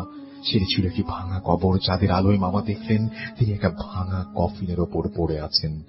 হাতে ভর দিয়ে উঠতে যাবেন এমন সময় কফিনটা আরো ভেঙে গেল এবং পচে যাওয়া একটা মৃতদেহর পেটের ভেতর হাতটি ঢুকে গেল। মৃতদেহটি একটি মেয়ে ছিল, স্পষ্ট সেটা বুঝতে পারলেন মামা। মামা কোনোভাবে মাটি আঁকড়ে ধরে কবর থেকে বের হওয়ার চেষ্টা করতে লাগলেন, কিন্তু তার পা দুটো যেন অবশ আর দুর্বল হয়ে আসছিল। মামা চিৎকার করতে লাগলেন, কিন্তু তার গলা দিয়ে কোনো আওয়াজ বের হচ্ছিল না। একসময় মামা ইট সিমেন্টের তৈরি একটা শক্ত কিছুর ওপর ভর দিয়ে কবর থেকে উঠতে যাবেন। ঠিক তখনই মামা অনুভব করলেন কেউ তার পা টেনে ধরেছে। মামা তাকিয়ে দেখলেন সেই মাংস খসে যাওয়া লাশটি কফিনের ওপরে বসে তার পা টানছে। এই দৃশ্যটি মামা সহ্য করতে না পেরে প্রাণপণ চিৎকার দিয়ে কবরের ভেতরে জ্ঞান হারান। সকালে মামার জ্ঞান ফেরে এবং জ্ঞান ফেরার পর মামা দেখলেন তিনি তার নিজের ঘরে, কিছু লোক এবং পুলিশও রয়েছে সাথে। কবরস্থানের দুজন সিকিউরিটি মামার চিৎকার শুনে গিয়ে দেখে মামা কবরের ভেতর পড়ে আছেন এবং মামাকে কবর থেকে তুলে আনেন। পরবর্তীতে মামা পুলিশের কাছে বিষয়টি জানান। পুলিশ এবং কবরস্থানের সিকিউরিটি ও মামা আবারও ওই কবরস্থানে যায় এবং মামা যে কবরে পড়েছিলেন তার সামনে তারা গিয়ে পৌঁছায়। কবরের কাছে যেতেই মামা লক্ষ্য করলেন একটা পাথরের সাইনবোর্ডে লেখা, খোদাই করে লেখা, রিয়ানা স্মিথ 1985 to 2005। পরে জানতে পারলেন কবরস্থানটি সব সময় তালা বন্ধ থাকে, কিন্তু সেদিন মামা কি কবরস্থানের ভেতরে চলে গিয়েছিলেন আর কবরস্থানের ভেতরের মৃত মেয়েটি কেন তাকে ডেকে নিয়ে গিয়েছিল। এই ছিল ঘটনা। ভালো লাগলে শেয়ার করবেন। এখানে আমার কিছু কথা আছে, আর সে কথাটি হচ্ছে এই যে কবরস্থানে মেয়েটি নিয়ে গেল, এটি খুব একটা স্বাভাবিক ঘটনা। এরকম ধরনের ঘটনা ঘটতেই পারে। যদি পৃথিবীতে জিন বলে কোনো কিছু এক্সিস্ট করে তাহলে এই ধরনের ঘটনা তো ঘটতেই পারে। আপনারা আগেও শুনেছেন, ভূত এফএমে যারা এসছেন তাদের কথার সূত্র ধরেই বলছি। মুশকিলটা হচ্ছে যে এই যে মামা দেখলেন যে তার পা টেনে ধরেছে বা তিনি একটা কবরের মধ্যে পড়ে গেছেন, তার পেটের মধ্যে হাত ঢুকে গেছে। কবরের উপরে পড়লেন, কবরটা ভাঙা ছিল, মানে কফিনটা ভাঙা ছিল, মৃত দেহ পচে গিয়েছিল, পেটের ভেতরে হাত চলে গিয়েছিল, সে কারণেই সব ঠিক আছে। কিন্তু এই যে যেটা এই রিয়ানা উঠে বসলো কফিনের ওপরে এবং তারপরে তার পা টেনে ধরল, আমার প্রশ্ন হচ্ছে এইটুকু ঘটনা, এই পরের অংশটুকু মামা কি ভয়ে সেন্সলেস হয়ে যাওয়ার পরে স্বপ্নে দেখেছেন নাকি বাস্তবেও এই ঘটনা ঘটা সম্ভব? এই প্রশ্নটা রাখার জন্যই এই ঘটনাটি পড়া এবং এই প্রশ্নের উত্তর দিবেন আপনারা, কারণ আপনারা আমি বিশ্বাস করি আমার চাইতে অনেক বেশি জানেন।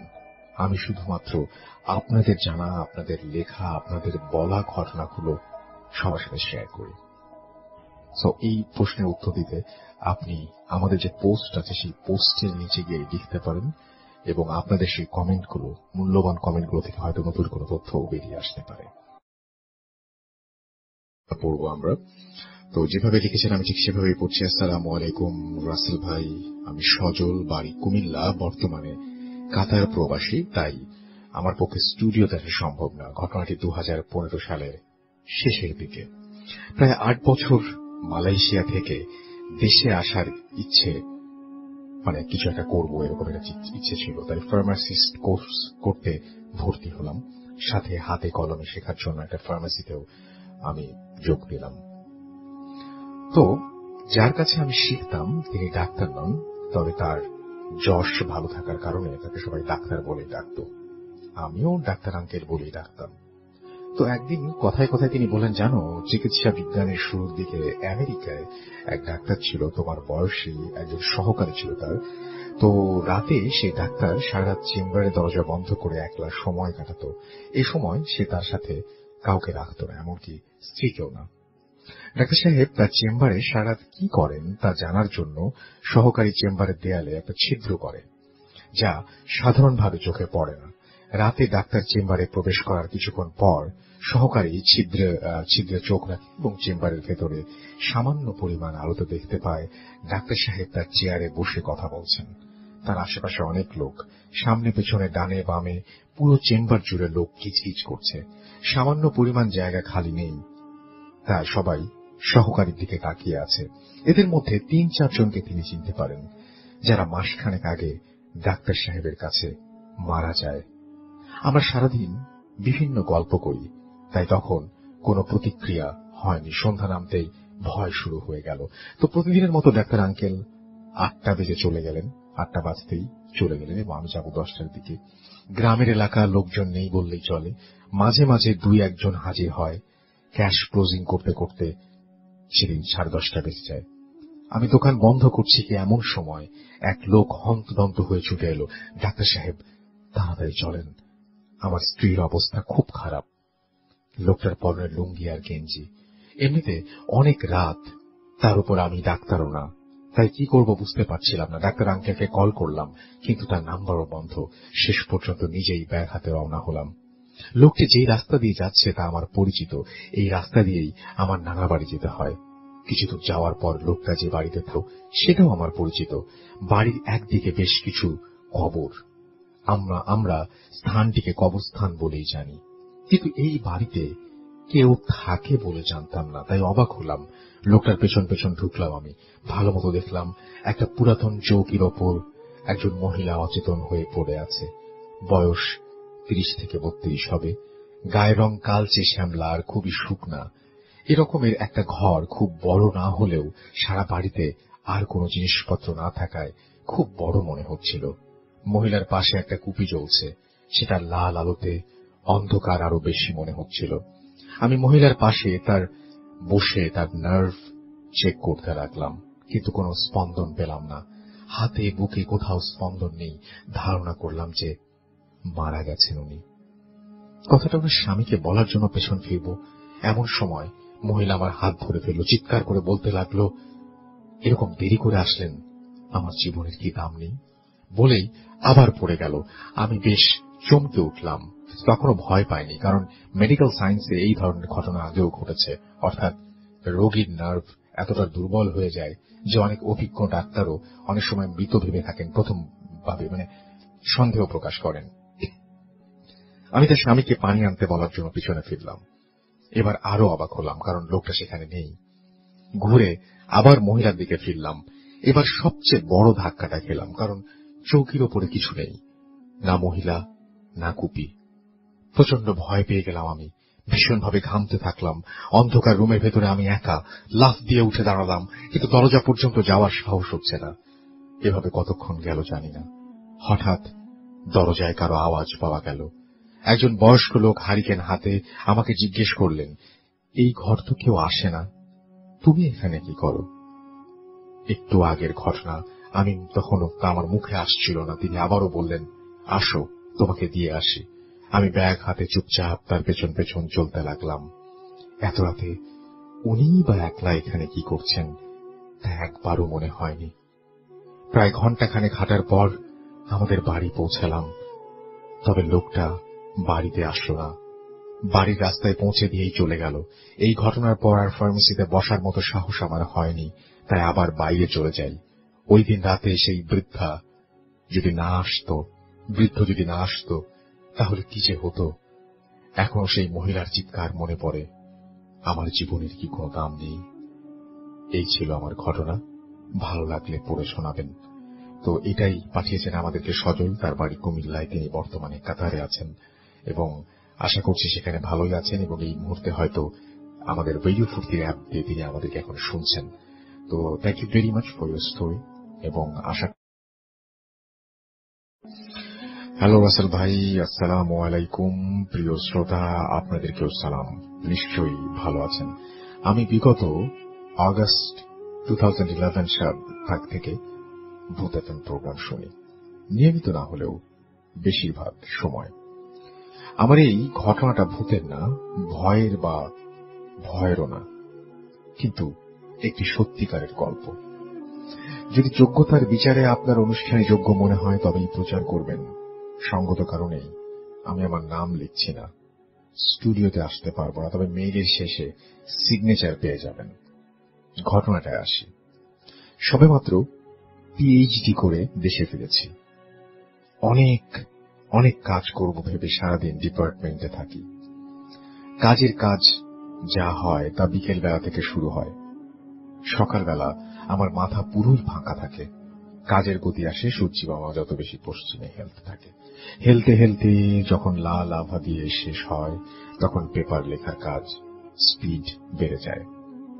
এমনি একদিন কাজ করে কিছুটা ক্লান্তি চলে আসে। একসময় নেটে সার্চ করে ভূত এফএমের পুরনো এপিসোডগুলো ডাউনলোড করে শুনি ক্লান্তি দূর করতে।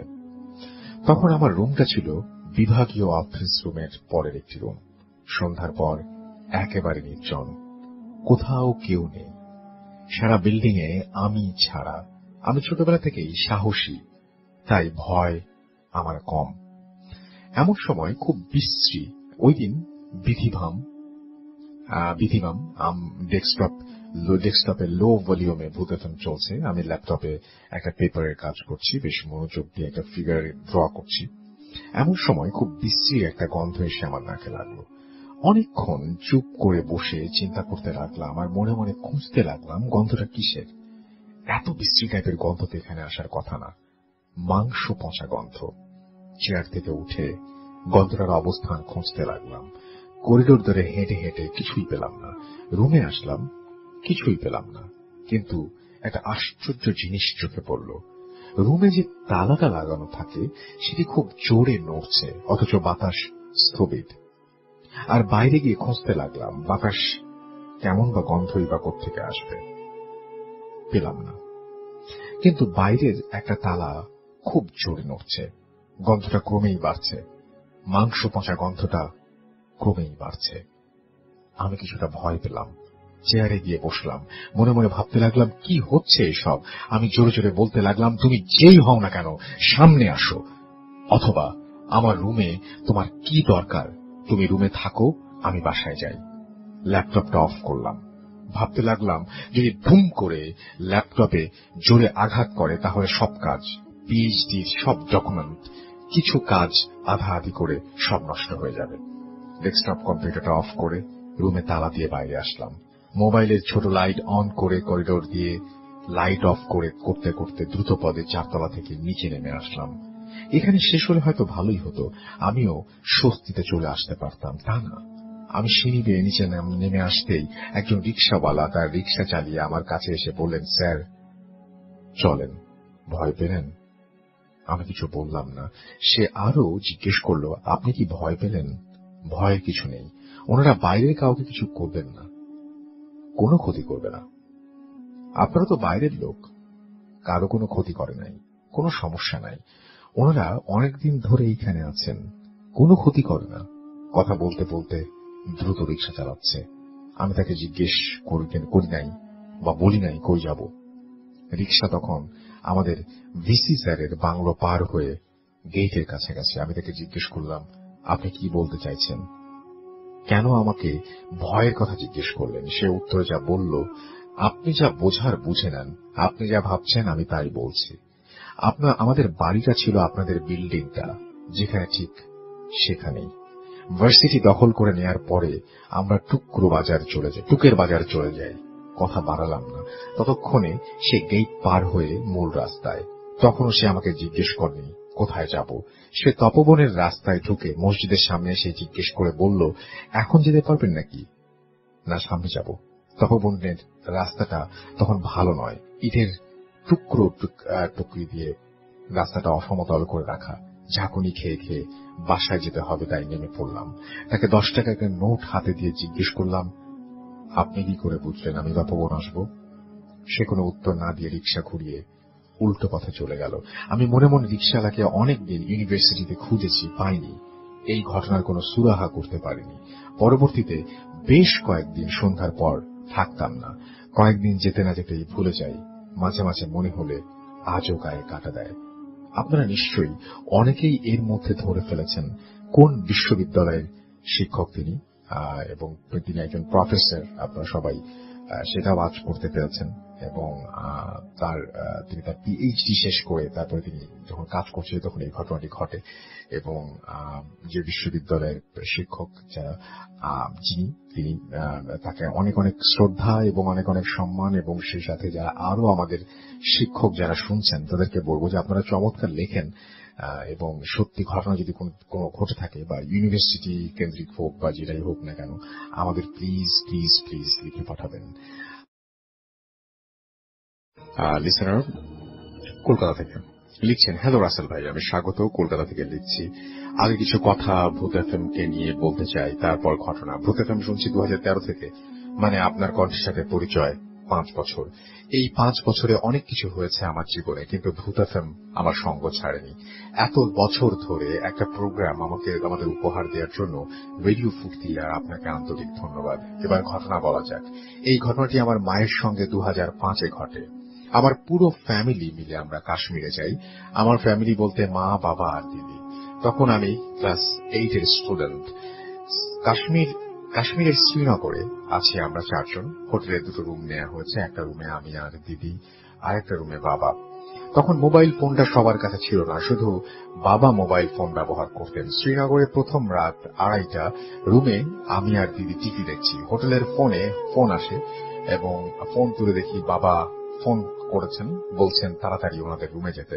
আমি আর দিদি সঙ্গে সঙ্গে মা বাবা রুমে যাই। সেখানে গিয়ে দেখি যে মা বসে আছেন বেডে, খুব কাঁদছেন আর খুব ভয় পাচ্ছেন। আমরা 3 জন মায়ের কাছে বসে জানতে চাই কি হয়েছে। মা কিছু বলছেন না, শুধু রুমের সোফার দিকে তাকিয়ে আছেন। তারপর 10 মিনিট পর মা বলেন 2টো নাগাদ মায়ের ঘুম ভেঙে যায়। উনি বলেন সোফাতে একজন বসে থাকতে দেখেছেন, একটা কালো ছায়া। মা বলেন ওই কালো ছায়াটি মায়ের কাকিমার মতো লেগেছে দেখতে, আর ওই মায়ের ছায়া মায়ের দিকে তাকিয়ে মায়ের নাম ধরে বলেছে, খবর নিতে ভুলে গেছিস। সে সময় মা কিছু করতে পারছিলেন না। বেশ কিছু সময় পর মা স্বাভাবিক হন। মা তখন বাবাকে একটু ফোন করতে বলেন। সেই সময় শ্রীনগরে ফোনের টাওয়ার থাকতো না সন্ধ্যে 7টার পর। কিছু করা গেল না সেদিন। পরের দিন 9টায় ফোনের টাওয়ার আসতেই বাড়িতে ফোন করা হলো। তারপর খবরটা শুনে সবাই কেমন বুক কেঁপে উঠল। খবরটা একদিন আগে মায়ের কাকিমা মারা গেছেন। কাশ্মীরে ফোনের টাওয়ারের প্রবলেমের জন্য যোগাযোগ করা যায়নি। আমাদের 4 জনের কাছে কোনো ব্যাখ্যা ছিল না। এটা কেন হলো? আমার কাছে এটা প্রথম ভয়ের অনুভূতি। তাই এত বছর আমার মনে আছে। আশা করব আপনাদের এই ঘটনা ভালো লাগবে। এমন আরো কিছু ঘটনা আছে, পরে কোনোদিন মেইল করব। ভালো থাকবেন রাসেল ভাই, আর এই প্রোগ্রামের মাধ্যমে আমাদের মাতৃভাষা বাংলা সারা বিশ্বে ছড়িয়ে দিন। এই ভাষা হলো আমাদের অহংকার। Swagata Ghosh, Kolkata. Thank you so much.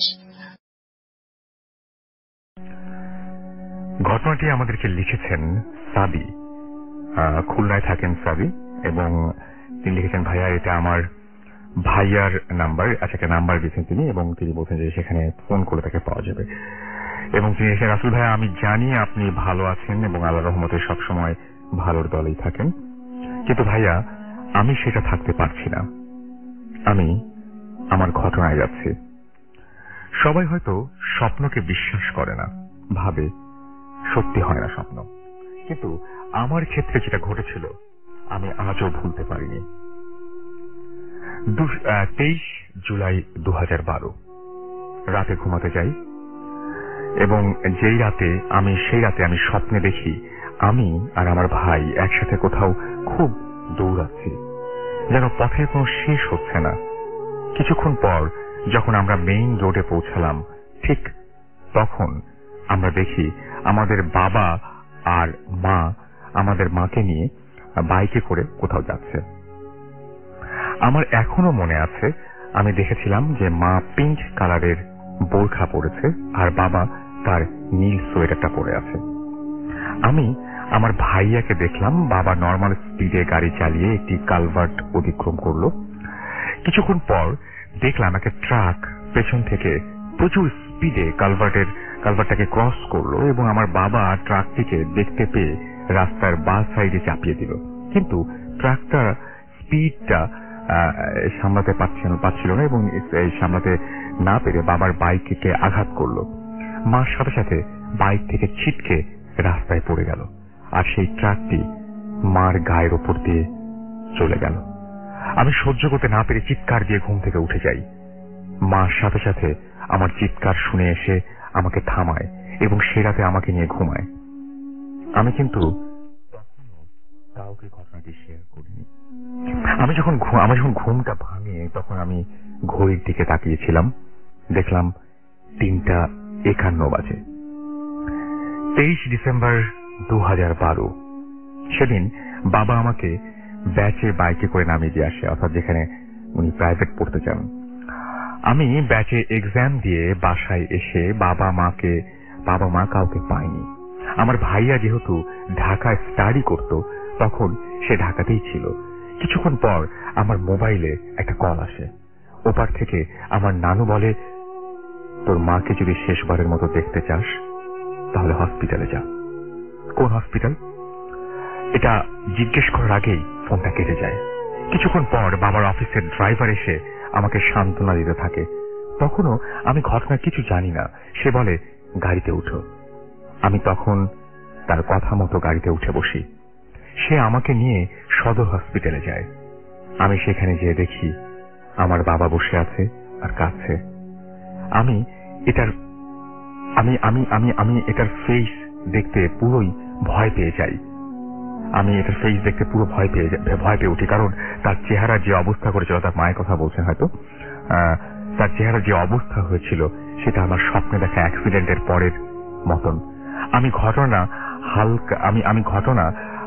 হালকা আজ করতে পেরে এসে পাশে মাকে খুঁজতে থাকি। কিছুক্ষণ পর একজন, তার মানে বাবার যে ফেসটা তিনি দেখেছিলেন সেটা স্বপ্নে যে বাবার ফেসটা ছিল সেরকমের মতো, এবং তিনি বলছেন যে আমি ঘটনাটা হালকা আঁচ করতে পেরে এসে আশেপাশে মাকে খুঁজতে থাকি।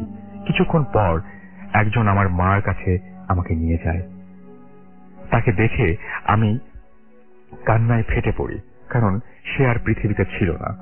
আর তার পোশাক দেখে আমি রীতিমতো ভয় পেয়ে যাই এবং ভয়ে বাকরুদ্ধ হয়ে যাই, কারণ তখন সে পরেছিল তার সেই পিঙ্ক কালারের বোরখা, এবং সেটা ছিল অ্যাক্সিডেন্টের পরের মতন রক্তাক্ত। পরে আর একটা কথা শুনে আমি 3 দিন বাকরুদ্ধ হয়ে যাই। যখন অ্যাক্সিডেন্টটা ঘটেছিল তখন সময় ছিল 3:51। ওখানকার এক প্রত্যক্ষদর্শীর মুখ থেকে এই সময়টা জানা। ঘটনাটা ঘটেছিল ভোমরা বর্ডারের আগে বাদামপুর আলিপুর এলাকায়। সেদিনের পর থেকে আজও আমি আগের মতন আর হাসি খুশি ভাবে কথা বলতে পারিনি। আর সেই দিনের পর থেকে আজ পর্যন্ত আমি ভয়ে ঘুমাতে পারি না। আচ্ছা, এরপর আর পড়া গেল না।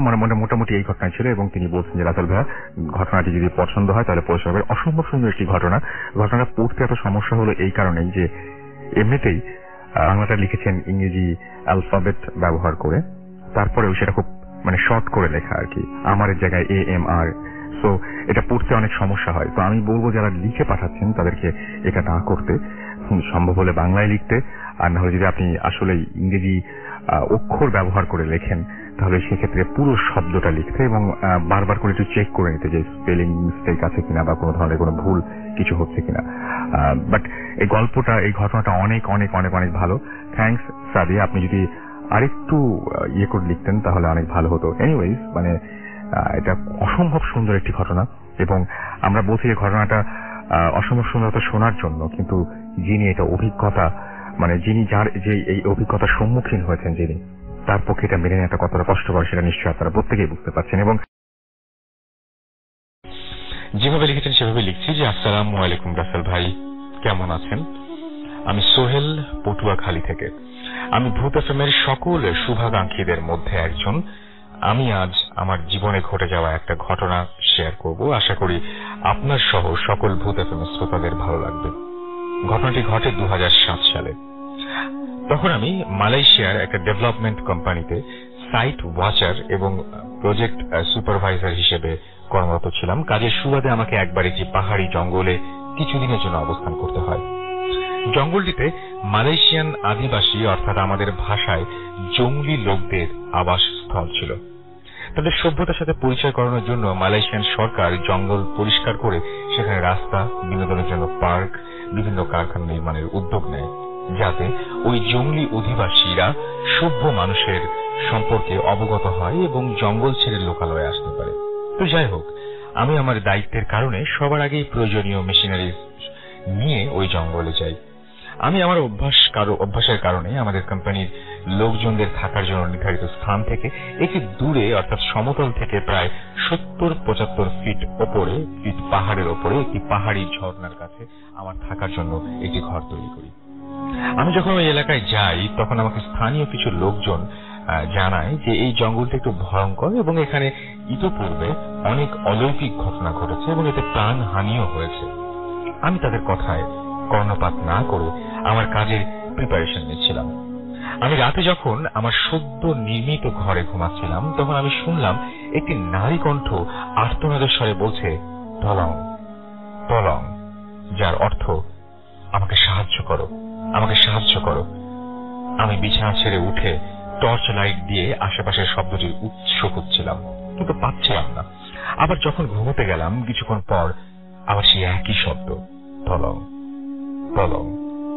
এবার আমি বাহিরে চলে আসলাম এবং সাথে সাথে এই শব্দটি আর শুনতে পেলাম না। আমার চোখ পড়ল ঝর্ণাটির দিকে। তখন জ্যোৎস্না রাত ছিল, গাছের ফাঁক ফোকর দিয়ে আবছা চাঁদের আলোর সাথেই শব্দটি আলো পড়ছিল এবং তাতে আমি দেখলাম একটি তরুণী মেয়ে জঙ্গলি পোশাক পরিহিত সে ঝর্ণায় গোসল করছে এবং সে আমার দিকে কেমন যেন একটা ভঙ্গিতে তাকাচ্ছে যা আমি ভাষায় প্রকাশ করতে পারবো না। আমি আবার আমার ঘরে চলে আসলাম। আমি ঘুমিয়ে পড়লাম। রাত্রে একটা বিকট চিৎকারের শব্দ আমার ঘুম ভেঙে গেল। আমি বাইরে এসে যা দেখলাম তাতে আমার শরীর হিম হয়ে গেল। দেখি সেই মেয়েটি, সে এত লম্বা যে তার মুখমণ্ডল দেখতে আমাকে উপরের দিকে তাকাতে হচ্ছে এবং তার মাথা প্রায় একটা লম্বা গাছের সমান এবং তার সমস্ত শরীর এরকম মনে হচ্ছিল যেন একটা আগুনে পুড়ে গেলে শরীরে যেমন ফোস্কা পড়ে ঠিক সেরকম, এবং মনে হচ্ছিল কোনো কোনো স্থান থেকে তার হাড়ও দেখা যাচ্ছিল। সে একটা ভয়ঙ্কর দৃষ্টিতে আমার দিকে তাকিয়েছিল এবং কি যেন বলার চেষ্টা করছিল, হয়তো কিছু বলেছেও, কিন্তু আমি শুনতে পাইনি। আমি আর সেখানে দাঁড়িয়ে থাকার ভরসা পাচ্ছিলাম না, তাই দ্রুত ঘরের ভেতর চলে গেলাম এবং দোয়া দুরুদ পড়তে লাগলাম। কিছুক্ষণ পরে আমি বাইরে উকি দিয়ে দেখি কিছুই নেই। আমি পরের দিন ঘটনাটি স্থানীয় লোকজনদের বললাম। সেও একসময় জঙ্গলি ছিল, বর্তমানে সে লোকালয়ে থাকে এবং আমাদের কোম্পানির সার্ভেয়ারের সাহায্যকারী হিসেবে কাজ করে। সে সব ঘটনা শুনে আমাকে সাহস দিল এবং কাউকে শেয়ার না করার জন্য বলল, অর্থাৎ নিষেধ করলো। ওই রাত্রেও আমি একই রকম শব্দ শুনলাম, আমাকে সাহায্য করো, আমাকে সাহায্য করো, কিন্তু শব্দটা কোথা থেকে আসছে সেটা অনুমান করতে পারলাম না। কিছুক্ষণ পর শব্দটা বন্ধ হয়ে গেল। আমি ঘুমানোর চেষ্টা করলাম, কিন্তু হঠাৎ করে আমার মনে হলো আমার ঘরের ছাউনির উপরে কিছু একটা হাঁটছে এবং একটি মেয়েলি কণ্ঠস্বরে বেঁচে থাকার বাঁচানোর জন্য আর্তনাদ শুনতে পেলাম। আমি ঘর থেকে বের হয়ে আসলাম এবং দেখলাম আনুমানিক 16-17 বছর বয়স্ক একটি সুন্দরী মেয়ে আমার ঘরের ছাউনির ওপরে একটি গাছের ডালে সঙ্গে মনের আনন্দে দোল খাচ্ছে, এবং আমার চোখ তার চোখ পড়লে মুহূর্তের মধ্যে তার চেহারা পাল্টে গেল, এবং চেহারাটা এতই ভয়ঙ্কর ছিল যে তার দিকে তাকিয়ে থাকতে পারলাম না। মনে হচ্ছিল তার শরীর থেকে মাংস খুলে খুলে পড়ছিল। সে এক ভয়ঙ্কর দৃশ্য। আমি সেই সার্ভেয়ারকে ফোন করলাম এবং তার বাসায় চলে গেলাম। রাতে তার সাথেই থাকলাম এবং সকালে তার সাথে আদিবাসীদের থাকার স্থানে জঙ্গলের গহীনে চললাম। আমাদের সাথে ওই সার্ভেয়ার আমাকে বলল, তুমি কারোর সাথে কোনো কথা বলবে না এবং কাউকে দেখে হাসবে না, কারণ ওরা দেখা যায় অনেক সময় উলঙ্গও থাকে। যদি কেউ তোমাকে কিছু জিজ্ঞাসা করে তুমি শুধু তখনই কথা বলবে। আমি তার সাথে জঙ্গলিদের আস্তানায় গেলাম। আমার সাথে লোকটি তখন একটা বুড়ো টাইপের লোকের সাথে আমার সাথে ঘটে যাওয়া ঘটনাটি বলল। এরপরে বেরিয়ে আসলো আসল রহস্য, যেটি হলো আমি যেখানে ঘর তৈরি করেছি সেখানে এক সময় আদিবাসীদের আবাস স্থল ছিল। বিগত 5-6 বছর আগে ওই আদিবাসীদের মধ্যে একটি মেয়ের শরীরে বসন্ত রোগ জাতীয় কিছু একটা হয়। আদিবাসীদের ভেতরে কিছু গোত্রের মধ্যে প্রচলিত ছিল যে তাদের মধ্যে কেউ বুড়ো বা বেশি অসুস্থ হয়ে পড়লে তাকে জবাই করে সবাই মিলে আনন্দ করত এবং তাকে খেয়ে ফেলত, এবং ওই স্থান ত্যাগ করে যত সম্ভব অন্য জঙ্গলে গিয়ে আবাসস্থল তৈরি করত। তো ওই মেয়েটির শরীরে রোগের কারণে একসময় পচন ধরে যায় এবং শরীরে এক প্রকার পোকা দেখা যায়, কিন্তু মেয়েটি মারা যায়নি। অবশেষে তার গোত্রের লোকেরা তাকে জীবন্ত মাটিতে পুঁতে ওই স্থান পরিত্যাগ করে। আর আমার ঘরটি ঠিক সেই জায়গাতেই তৈরি করা হয়েছে যেখানে ওই মেয়েটিকে পুঁতে রাখা হয়েছিল। হয়তো তার কারণেই আমার উপর ওই মেয়েটির প্রভাব পড়েছিল। আমরা ওই স্থান থেকে ফিরে এসে আমার ঘরটি ভেঙে ফেললাম এবং মাটি খোঁড়ার পরে মাটির সাথে এবং এটাকে বলছে স্কেলেটর দিয়ে মাটি খোঁড়ার পরে মাটির সাথে প্রায় মিশে যাওয়া একটা মাথার খুলি এবং কিছু হাড় পেলাম। অবশেষে স্থানীয় এক মসজিদের ইমাম দ্বারা ওইগুলোকে পানিতে ফেলে দেওয়া হলো, কারণ ওদের কোনো ধর্ম নেই, তাই ইসলামিক ভাবে কোনো ব্যবস্থা করা হলো না। এরপরে আমি সেখান থেকে অন্যত্র থাকার ঘর তৈরি করলাম। এই ছিল আমার ঘটনা। আপনাদের যদি একটু আনন্দ দিতে পেরে থাকি তাহলে ধন্য মনে করব। সবাইকে শুভরাত্রি। আর ভূত এফএম এর সকল শ্রোতাদের অনুরোধ করব যে আপনারা যারা ভূত এফএম এ নিয়মিত SMS করেন ও বিভিন্ন ঘটনা শেয়ার করেন, দয়া করে কেউ বানিয়ে কোনো ঘটনা বলবেন না, এবং এখানে বিভিন্ন সোশ্যাল মিডিয়াতে ভূতের বিভিন্ন গল্প পাওয়া যায়, সেগুলো শেয়ার করবেন না। সত্য ঘটনাটি সকলকে জানানোর জন্য অনুরোধ জানিয়ে আজ এখানে বিদায় নিচ্ছি। মোহাম্মদ পায়েল,